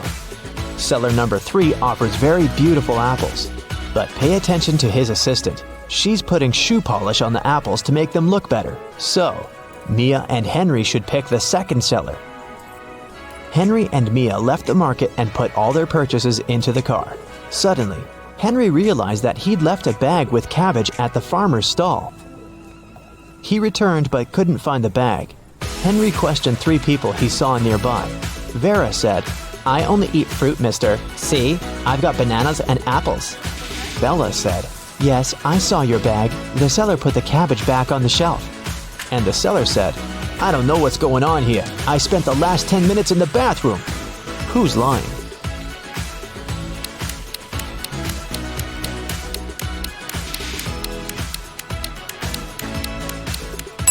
Vera. She hid the cabbage under her elegant hat. Finally, the guys reached their destination. The treehouse is even better than in the photo, but can you spot anything weird in this picture?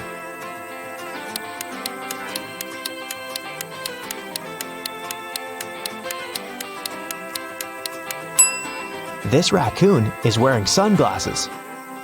The owner of the treehouse, Bob, lives in another country, and the house is located 15 miles away from the village and other people. That's why Bob installed a special digital clock on the door. When Henry booked the property, Bob gave him a 6-digit password.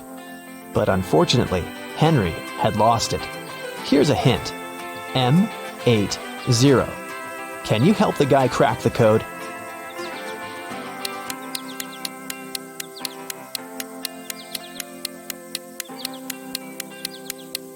These symbols are mirrored digits. Split them apart and you'll get the code 1133CC. The guys unlocked the door. But as soon as Mia entered the living room, she got very scared. She asked Henry to call the police. Why?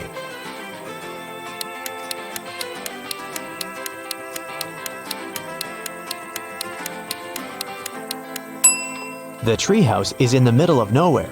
Who lit the candles and the fire? The house was locked. Henry checked all the rooms, but found no clues. What about you? Any ideas who that could be?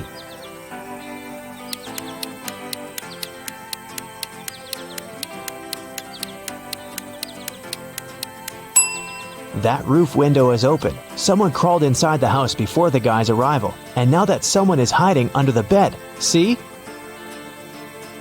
The guys called the police. Officers promised to arrive within an hour. Mia decided to take a shower. When she returned to the living room, she realized that Henry had disappeared. Mia searched the garden, then checked all the rooms in the house, and returned to the garden again. But she failed to find any clues. Can you help her?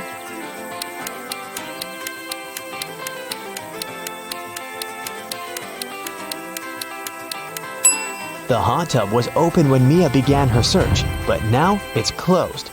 Pretty suspicious. Mia was walking through the garden. Suddenly, a man in a mask popped out of nowhere and pushed her. Mia stepped on a trap and fell into a deep well. She yelled, "Please help me out!" No one answered, but Mia's phone pinged. The masked man offered her to play a game. Otherwise, she'd have to stay in the well forever. Here's the first riddle. I come in many different colors, and I get bigger when I'm full. I will float away if you don't tie me down. and I will make a loud sound if I break. What am I? Mia nailed it immediately. What about you?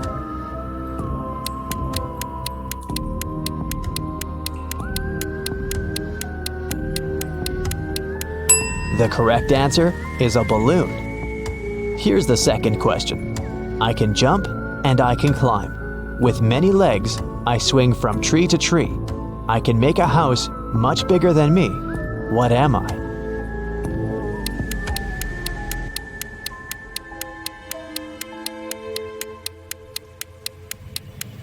Have you guessed? It's a spider. And the final question. I come out at night without being called. I'm lost in the day without being stolen. What am I? Can you help Mia?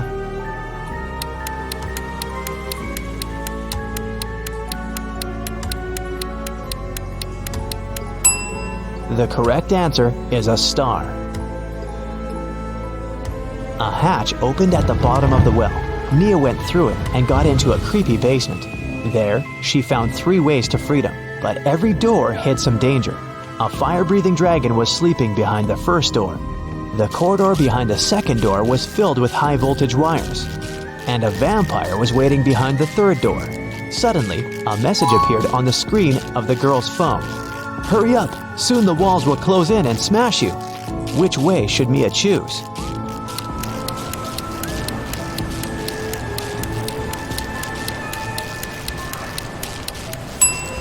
She should wait until the walls are close enough so that she can scare the vampires away with this stake and go through the third door.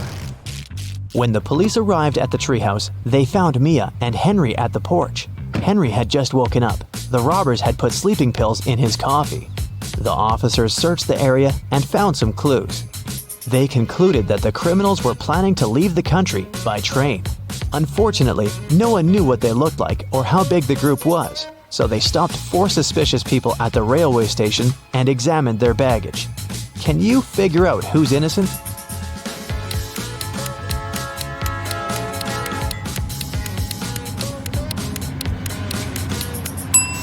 Why would a bald man need shampoo? And this supposedly blind person has a flashlight. This guy is carrying 3 tubes of toothpaste, but no single toothbrush. It seems that only the third guy isn't a criminal. 3 friends lived not far from one another and often met to drink some coffee together. Their names were Mr. Blue, Mr. Red, and Mr. White. One day, they noticed that under their coats, they were wearing t-shirts of different colors: red, blue, and white. Mr. Blue said, "Hey, Mr. White, have you noticed that we're all wearing colors that are different from our actual names?" The man wearing the white shirt answered, "Wow, you're right." Can you figure out the shirt of which color each of them was wearing?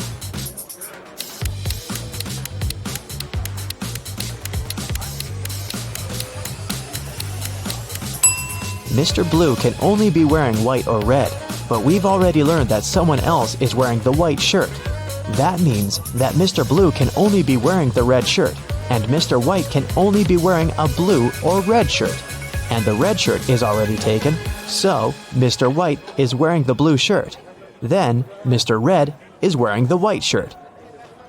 Mia and Henry decided to spend the night in a hotel nearby. The manager said that they only had 3 free rooms. Can you help the guys choose the best option?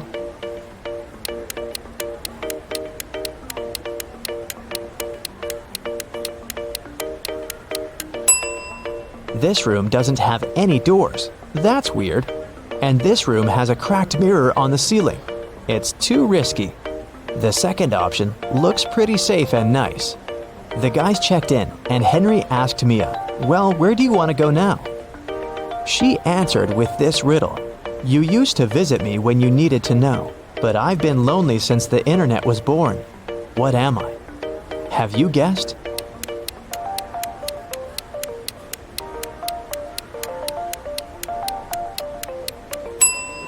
The correct answer is a library. In the library, the guys met these 4 students. One of them is broke. Can you guess who?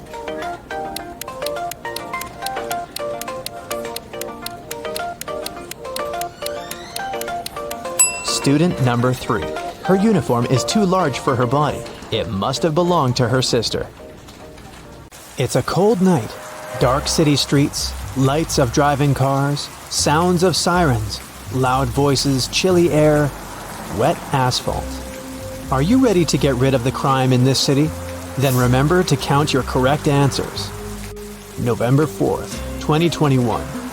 It's been raining for 3 days, but even this is not enough to wash away all the dirt of the city.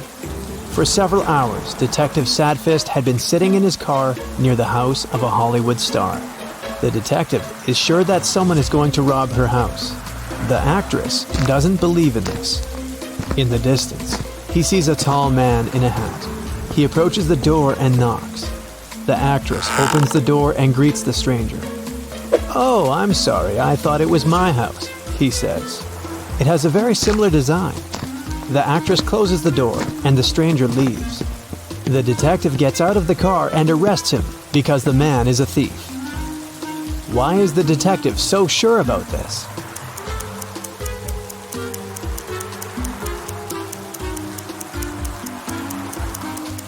If the stranger had really thought it was his house, he wouldn't have knocked on the door. He'd have tried to open it with a key.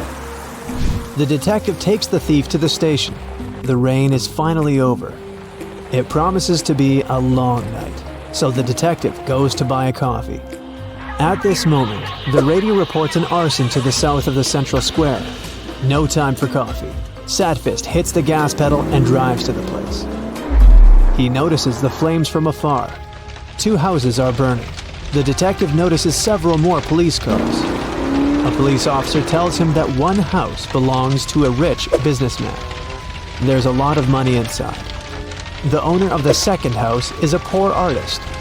His paintings are burning now. Which house will the detective go to first to put out the fire?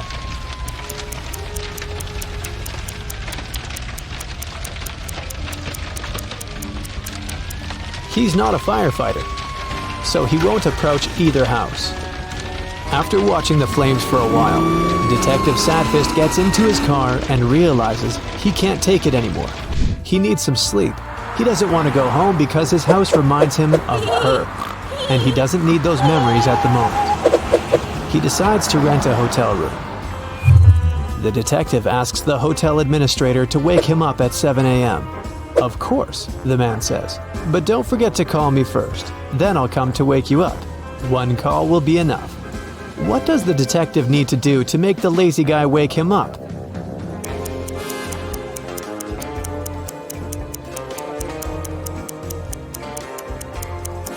He can set an auto call for 6:50 a.m.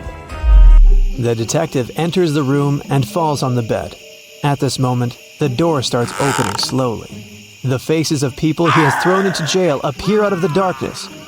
The detective sits up on the bed and the door slams shut. At first, Sadfist doesn't understand what just happened, but then he lets out a sigh of relief. It was just a nightmare. How has he figured it out?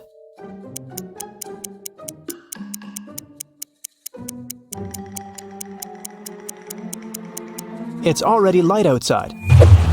It was dark when the detective checked into the hotel. That means he was asleep.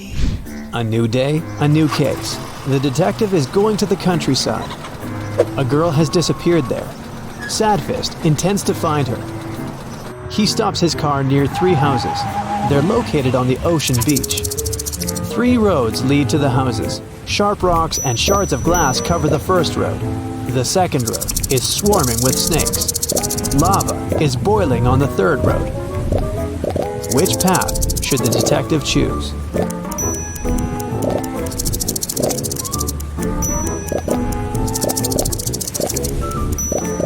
The ocean will soon cool the lava and turn it into stone. The detective follows the third path. He enters the house and finds the missing girl there. She confesses that she stayed late at a party, and her mother was so worried that she called the police. Detective Sadfist arrives at an office building in the center of the city. He goes up to the top floor. Here, a rich banker is lying unconscious. Someone hit him on the head and stole important documents from his safe. There's a tape recorder on the banker's desk.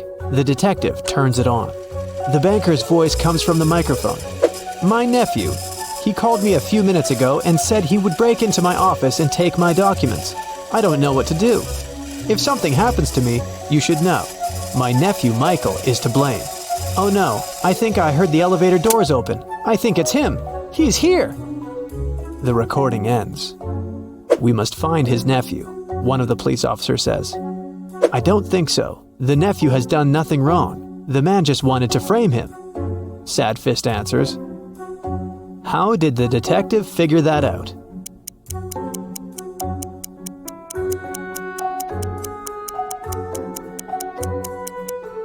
Someone rewound the tape in the recorder to the very beginning. It's unlikely that the nephew did it. He'd get rid of the recorder. The detective leaves the office, gets into the elevator, and meets an old concierge. They go down very slowly. The concierge looks attentively at the buttons. The detective asks him what's the matter. The concierge answers that 5 people live on the 35th floor. 3 live on the 20th floor. 4 people live on the 7th floor. And 7 people live on all other floors. The building has 40 floors in total. The concierge asks, which elevator button is pressed most often? What do you think?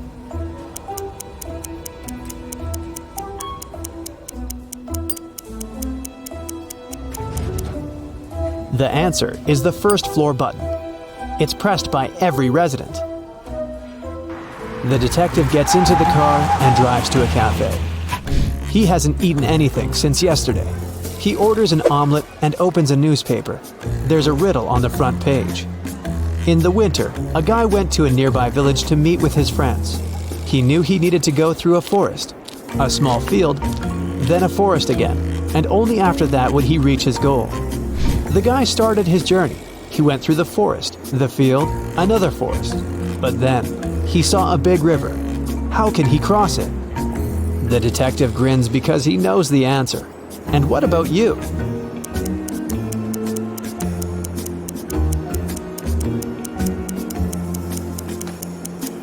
It was winter.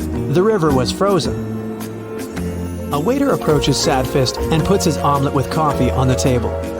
The detective eats, then calmly gets up from the table and heads to the kitchen. There, he meets a masked robber. The detective arrests him. How did he know there was a criminal in the kitchen?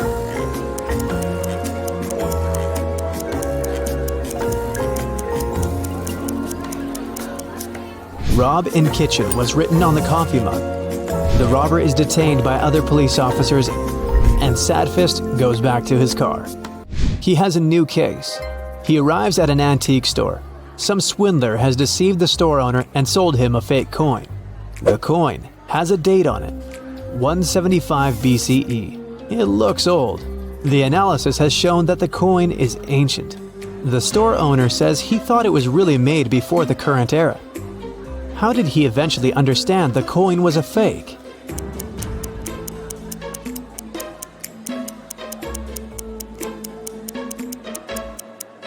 People who lived before our era couldn't write BCE on their coins. Sad Fist leaves the store. Oh no, his shoes are torn. The detective gets into his car and goes to a shoe store. He parks, gets out of his car, and he sees 3 stores. The best shoes in the city, the sign on the first building claims. The best shoes in the world is written on the second building. But the inscription on the third store is the best. Detective Sad Fist smiles and goes there. What's written on the third store?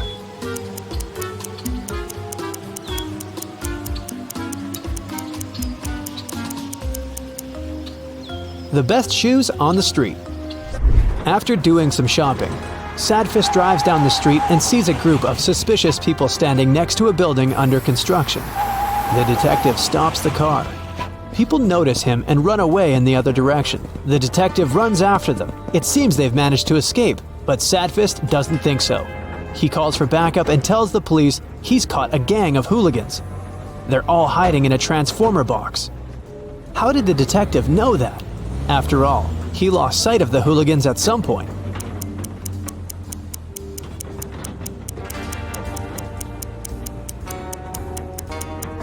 The hooligans ran on uncured concrete and left footprints leading to the transformer box.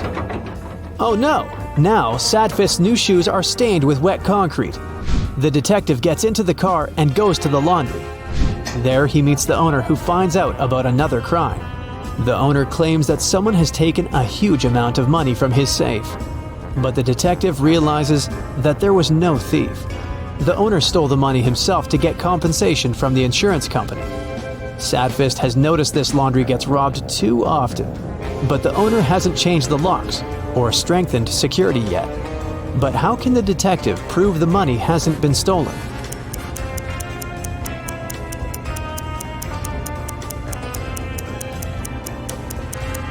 There are banknotes in that washing machine over there. That's where the owner hid the money. Tired, the detective returns home. His apartment is a mess. Since she left him, the house has turned into a dump. A mouse squeaks somewhere in the room. Inspect the apartment and help Sadfist catch the rodent.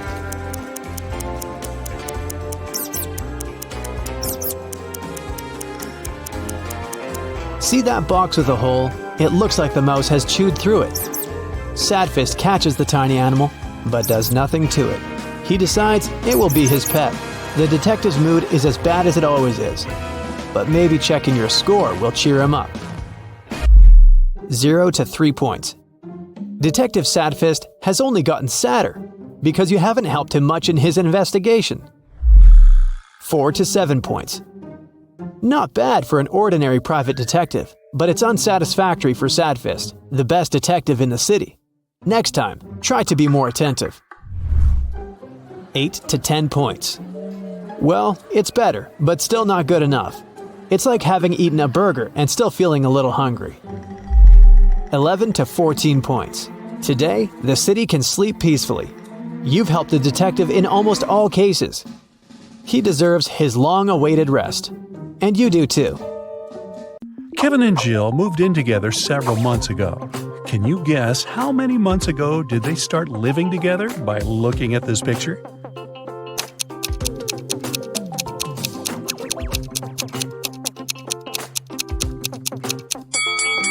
There's a cleaning schedule hanging on the fridge. It has colored stickers with their names. They've been keeping this schedule for 5 months already. Therefore, they moved in together 5 months ago. New Year was coming, and Kevin invited Jill to spend the holidays in his parents' house. When they arrived, Kevin introduced Jill to his father and 2 brothers. Suddenly, Kevin's mother entered the house with her 2 best friends. They just came back home from the mall. Can you help Jill decide which of these 3 women is Kevin's mother?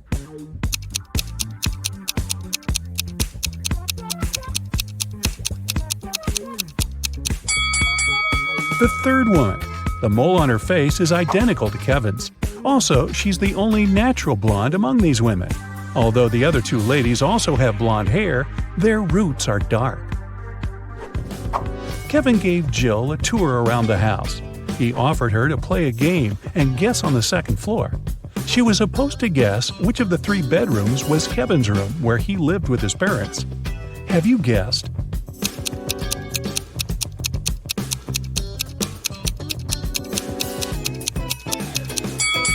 The second room. Kevin's name was written on the wall.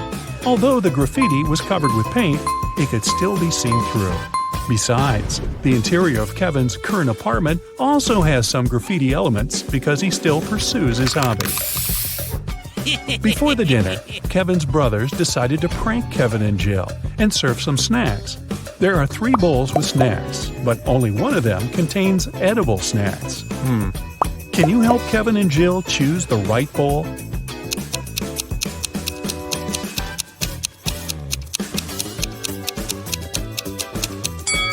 The first bowl has spiders in it. The second bowl doesn't only contain chips, but also Lego parts. And there's a couple of dirty socks inside the third bowl. Therefore, the safest option is bowl number 2. They just need to be careful not to eat Lego parts. During the dinner, Kevin's mother has been asking Jill embarrassing questions. Jill told her 4 facts about herself. She graduated from college with honors. She doesn't have any tattoos. Jill and Kevin met each other online. Her favorite color is blue. But only 3 facts are true. Which one is false?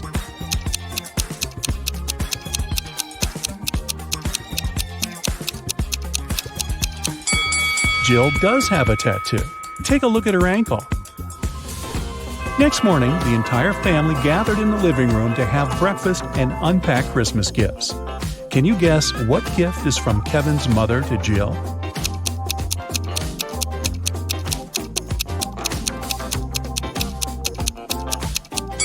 This blue box. It's the only gift wrapped in a different color than others. Kevin's mother probably learned that Jill would come over after having wrapped all the gifts for her family. Besides, Jill mentioned that she loved blue color. Kevin and Jill went hiking nearby Kevin's hometown. It started to snow, and they decided to spend a romantic night in the woods. They rented a lovely cabin. Next morning, Jill got out of the bed and saw that their backpacks had disappeared. Hey! Take a look at this picture. Can you guess who stole their stuff?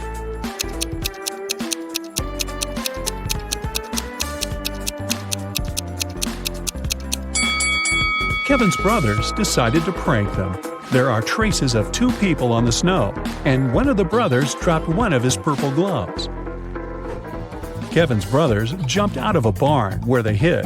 They decided to go for a walk and found a secret base in the mountains.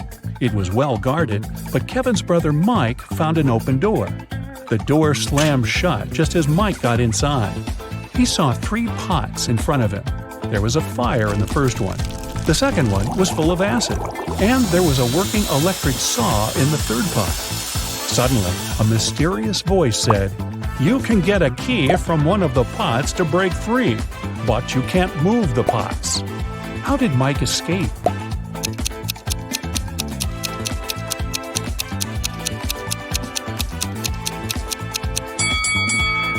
He pulled icicles from the ceiling and threw them into the first pot. The icicles melted and put the fire out. The guys continued their journey. Soon after, they decided to stop and have a quick snack. Kevin's second brother, Andy, spotted a cave. As soon as he entered the cave, the way out disappeared. Now he must choose between 3 doors. There are poisonous scorpions behind the first door. There's a sleeping potion behind the second door, and he would have to drink. Finally, there's a hungry tiger behind the third door. What should Andy do to escape?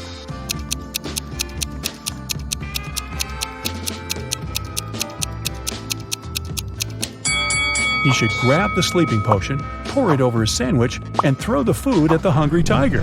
When the tiger falls asleep, he'll be able to escape through the third door. Jill, Kevin, Andy, and Mike headed home when they noticed cougars moving toward them. The guys started running away and saw a tunnel. It was very dark and scary. They only have 12 minutes to cross it. It takes Mike 1 minute to cross the tunnel, Andy 2 minutes, Jill 4 minutes, and Kevin 5 minutes. The guys decided to split into 2 pairs, but they only have 1 flashlight, and there's no way they go in there in 4. How can they escape?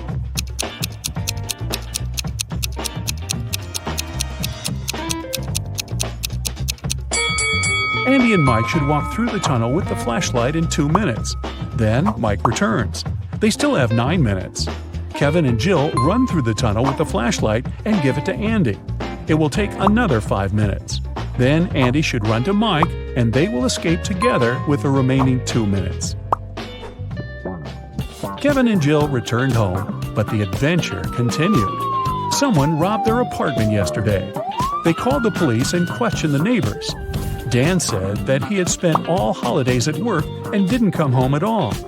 Vicky was wearing headphones because she was making music, so she couldn't hear any suspicious sounds. And Emily spent the holidays at her sister's place because construction workers had to finish renovations in her apartment. Who is lying?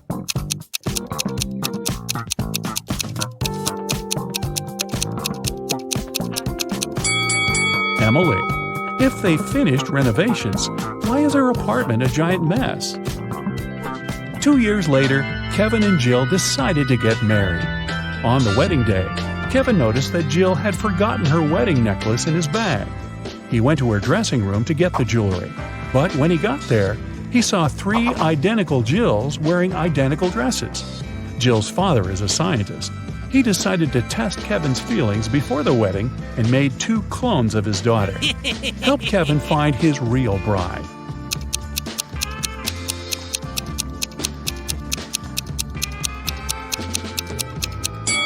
It's the third one. She has a tattoo on her ankle, remember? And her clones don't, because tattoos don't impact genetics. Jill went downstairs to say hi to her bridesmaids. But when she saw them, Jill began to yell at her dad because he pranked her with his mad scientific tricks once again. One of the bridesmaids was a cyborg. Can you guess who it was?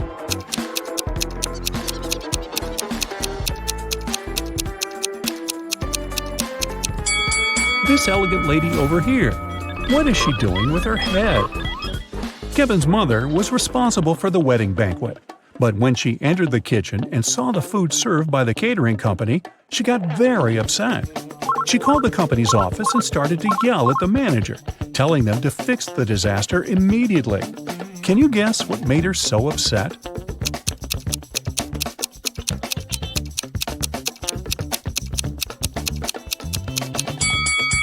Look at the top of the cake. There are 2 green goblins instead of the bride and the groom.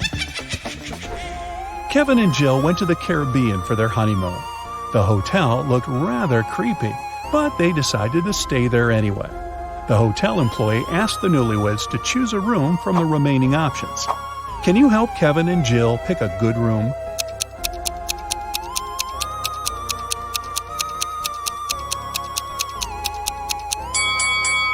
There were weird stains on linen in the first room. There's a spider web on the chandelier in the second room. And the third one looks pretty good. Jill decided to chill in the swimming pool. On her way to the dressing room, she noticed a TV in the hall and heard some breaking news. Someone spotted a zombie in town. The creature probably went downtown, and it could be anywhere. Zombies are not very good at swimming and move very slowly. Jill entered the dressing room and met 3 people. Can you tell who the zombie is?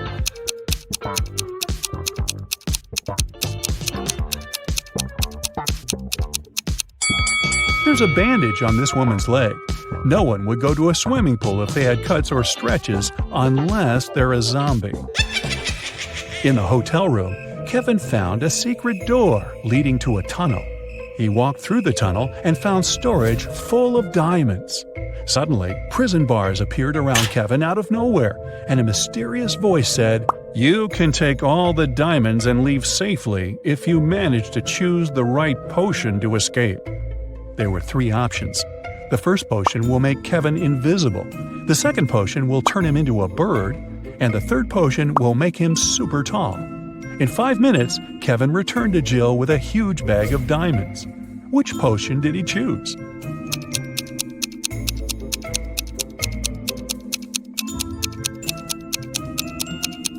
The second one. He turned into a small bird that flew through the bars. The next morning, Jill woke up stuck on a small, flat, deserted island. It raised up 40 feet, and all around the base are jagged rocks and shark-infested waters. The island was covered in a dry, flammable vegetation. Suddenly, lightning struck the easternmost point of the island, and a huge fire started. The wind made the fire burn in a perfectly straight line across the island, with no gaps in the fire line. The fire was burning quite intensely, and she couldn't vault it or put it out. Jill cannot jump or traverse the rocks, and the wind won't change direction. How can she survive?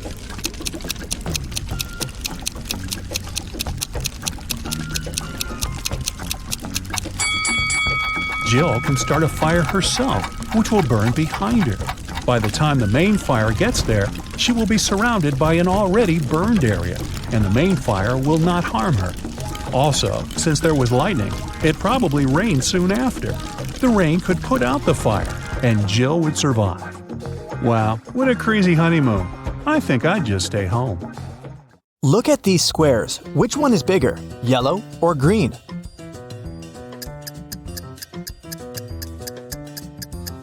All these black and white squares usually confuse perception. but it becomes obvious that the green square is larger than the yellow one if we put them away. Eric is a police officer. One night, he was walking home from work and noticed a suspicious woman. She carried a huge bag nearby an expensive house. Eric questioned the woman. According to her, it was her house, and she carried some clothes she didn't need anymore to give away to her relatives. Eric arrested her immediately. Why?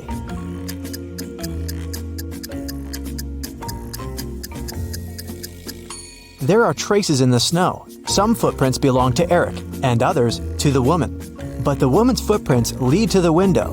Why would she leave the house through the window if it really was her home? Therefore, she's a robber.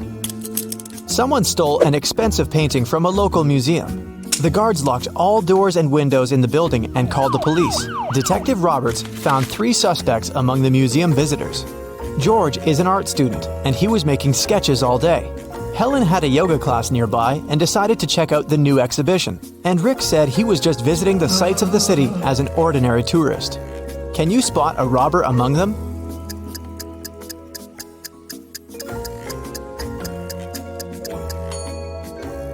It's Helen. She hid the painting inside her yoga mat, and the rest of the guys have really small backpacks.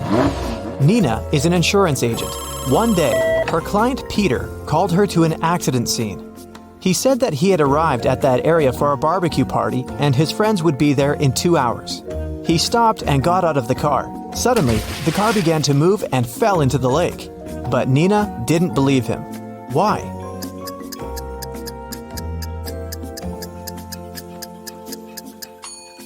She saw the footprints. He pushed the car into the lake himself. After dinner, billionaire Rick felt extremely bad. Doctors said that he had been poisoned. His private detective interrogated the cleaning lady, his wife, and the cook. Each of them claimed that they had nothing to do with the crime. The detective searched the house and found a jar with poison and a glove stained with poison. After studying the evidence very carefully, he realized who had poisoned Rick. How?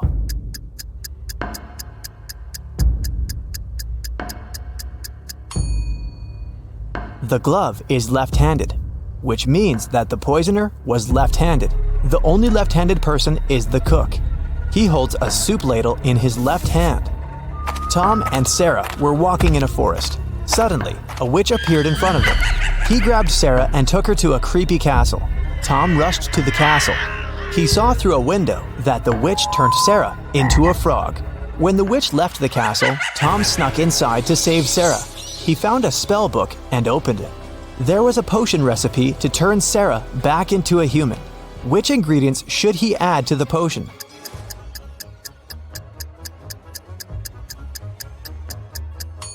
Snail. Take away an S letter and you get a nail. An orange heart without a letter T turns into orange hair. Mr. Green is an old artist. He used to live alone, but he hired 3 nurses to help him around the house when he lost his sight. One day, one of the nurses found him unconscious in his bedroom. She called the ambulance. Police officers also arrived and questioned all the 3 nurses. Wendy said that Mr. Green asked her to read him a novel, and then she left him to cook dinner. Amy said that she had played video games with Mr. Green, and he seemed pretty healthy. Diana said, I came over and found him unconscious, and called the police right away. Who's lying?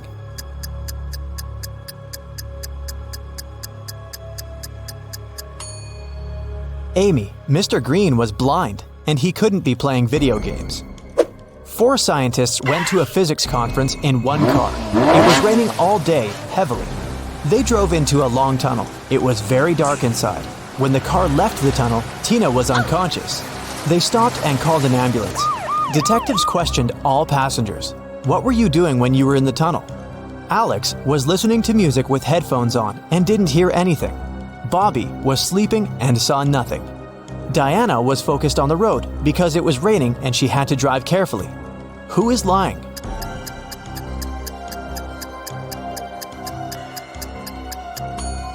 Diana. It wasn't raining inside the tunnel. Lily got lost in a forest. She got thirsty, but there were no lakes or rivers around her. What should Lily do?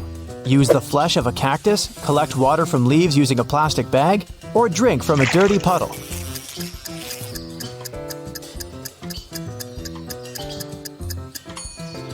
Cactus flesh has toxic elements dangerous for humans. Plus, what a weird cactus it is. These guys don't really grow in forests. Water from the puddle probably contains many bacteria, so the safest option is to collect water from leaves. Bill got lost in a forest. He doesn't have a lighter or matches. Help Bill to build a fire.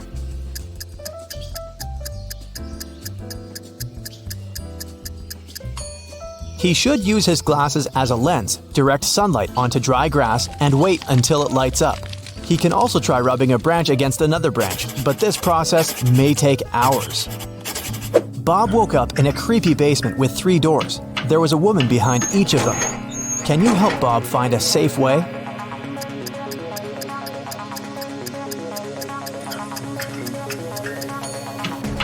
Can you see animal claw traces? There's a wild animal behind this door. And the second woman doesn't look safe either. She has spiders in her hair. The third woman is the safest option, even though she looks like a witch. Kim and Stacy went hiking in a forest. They stopped for the night, and Stacy went to collect some berries. Suddenly, a witch appeared out of nowhere and turned Stacy into stone. Kim got nervous and went looking for Stacy, but she met the witch instead. I turned your friend into stone. Find the right stone and pour this potion. It will turn your friend back to human. The witch said these words and disappeared. Can you help Kim to save Stacy?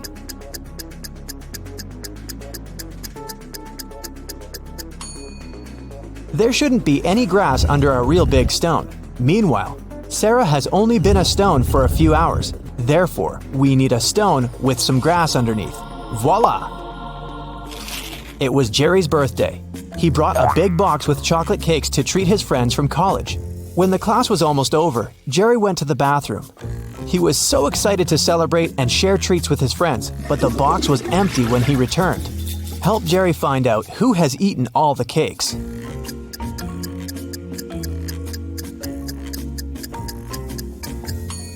This lady over here seems pretty suspicious. Is this chocolate on her cheek? Let's challenge your color perception. What colors should you mix to get green? The correct answer is B.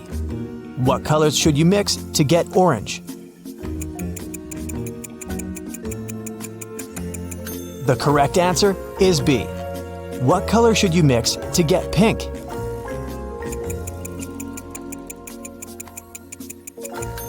The correct answer is A. Look at this picture. We can see Josh falling into a black hole while his colleague Jill is screaming for help. But the very next day, Josh has returned to the space station. How is this possible?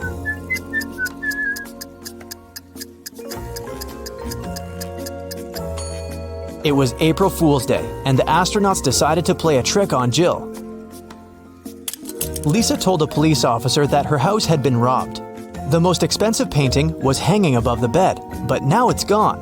The officer asked, "Have you touched anything here?" And Lisa said, "No." The policeman recorded Lisa's story, and he looked around the house and arrested her for fraud. Why?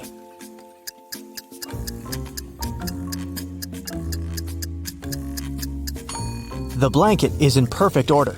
If someone had removed the picture from the wall, they would have gotten on the bed.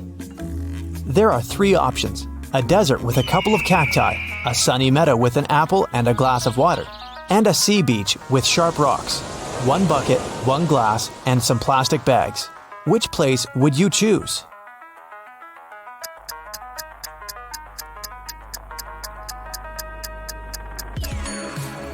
There's no water in the desert, and cacti might be toxic. You can't survive on 1 apple and 1 glass of water, but the beach is a great choice. It will provide you with food, and you can prepare fresh water using the stuff on the shore. Put a cup into a bucket. Pour seawater, close it with a plastic bag, and place a little stone in the middle, and leave it out in the sun for a while, and it will get fresh water. Detective Fred was found unconscious. According to doctors, he was poisoned. The suspects are Helen, Nick, Jane, and Dan. Before the accident, Fred circled numbers in his calendar: 12, 4, 11. Who poisoned him?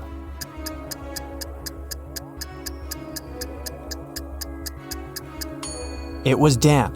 Fred encrypted the answer using the first letters of each month. Kelly and Sarah gathered together for a cozy sleepover. Sarah opened a dating app and showed Kelly messages from 3 guys. She asked Kelly to help her choose a good guy. Andrew just bought a new car and offered Sarah to have a ride. Rick sent a picture from an airport and said his boss had sent him on a business trip. Will said he lived alone in a country house. Who is lying?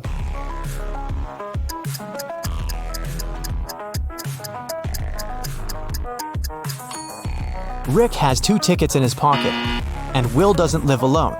There are 2 phones and sunglasses on the table. Therefore, Kelly chose to date Andrew.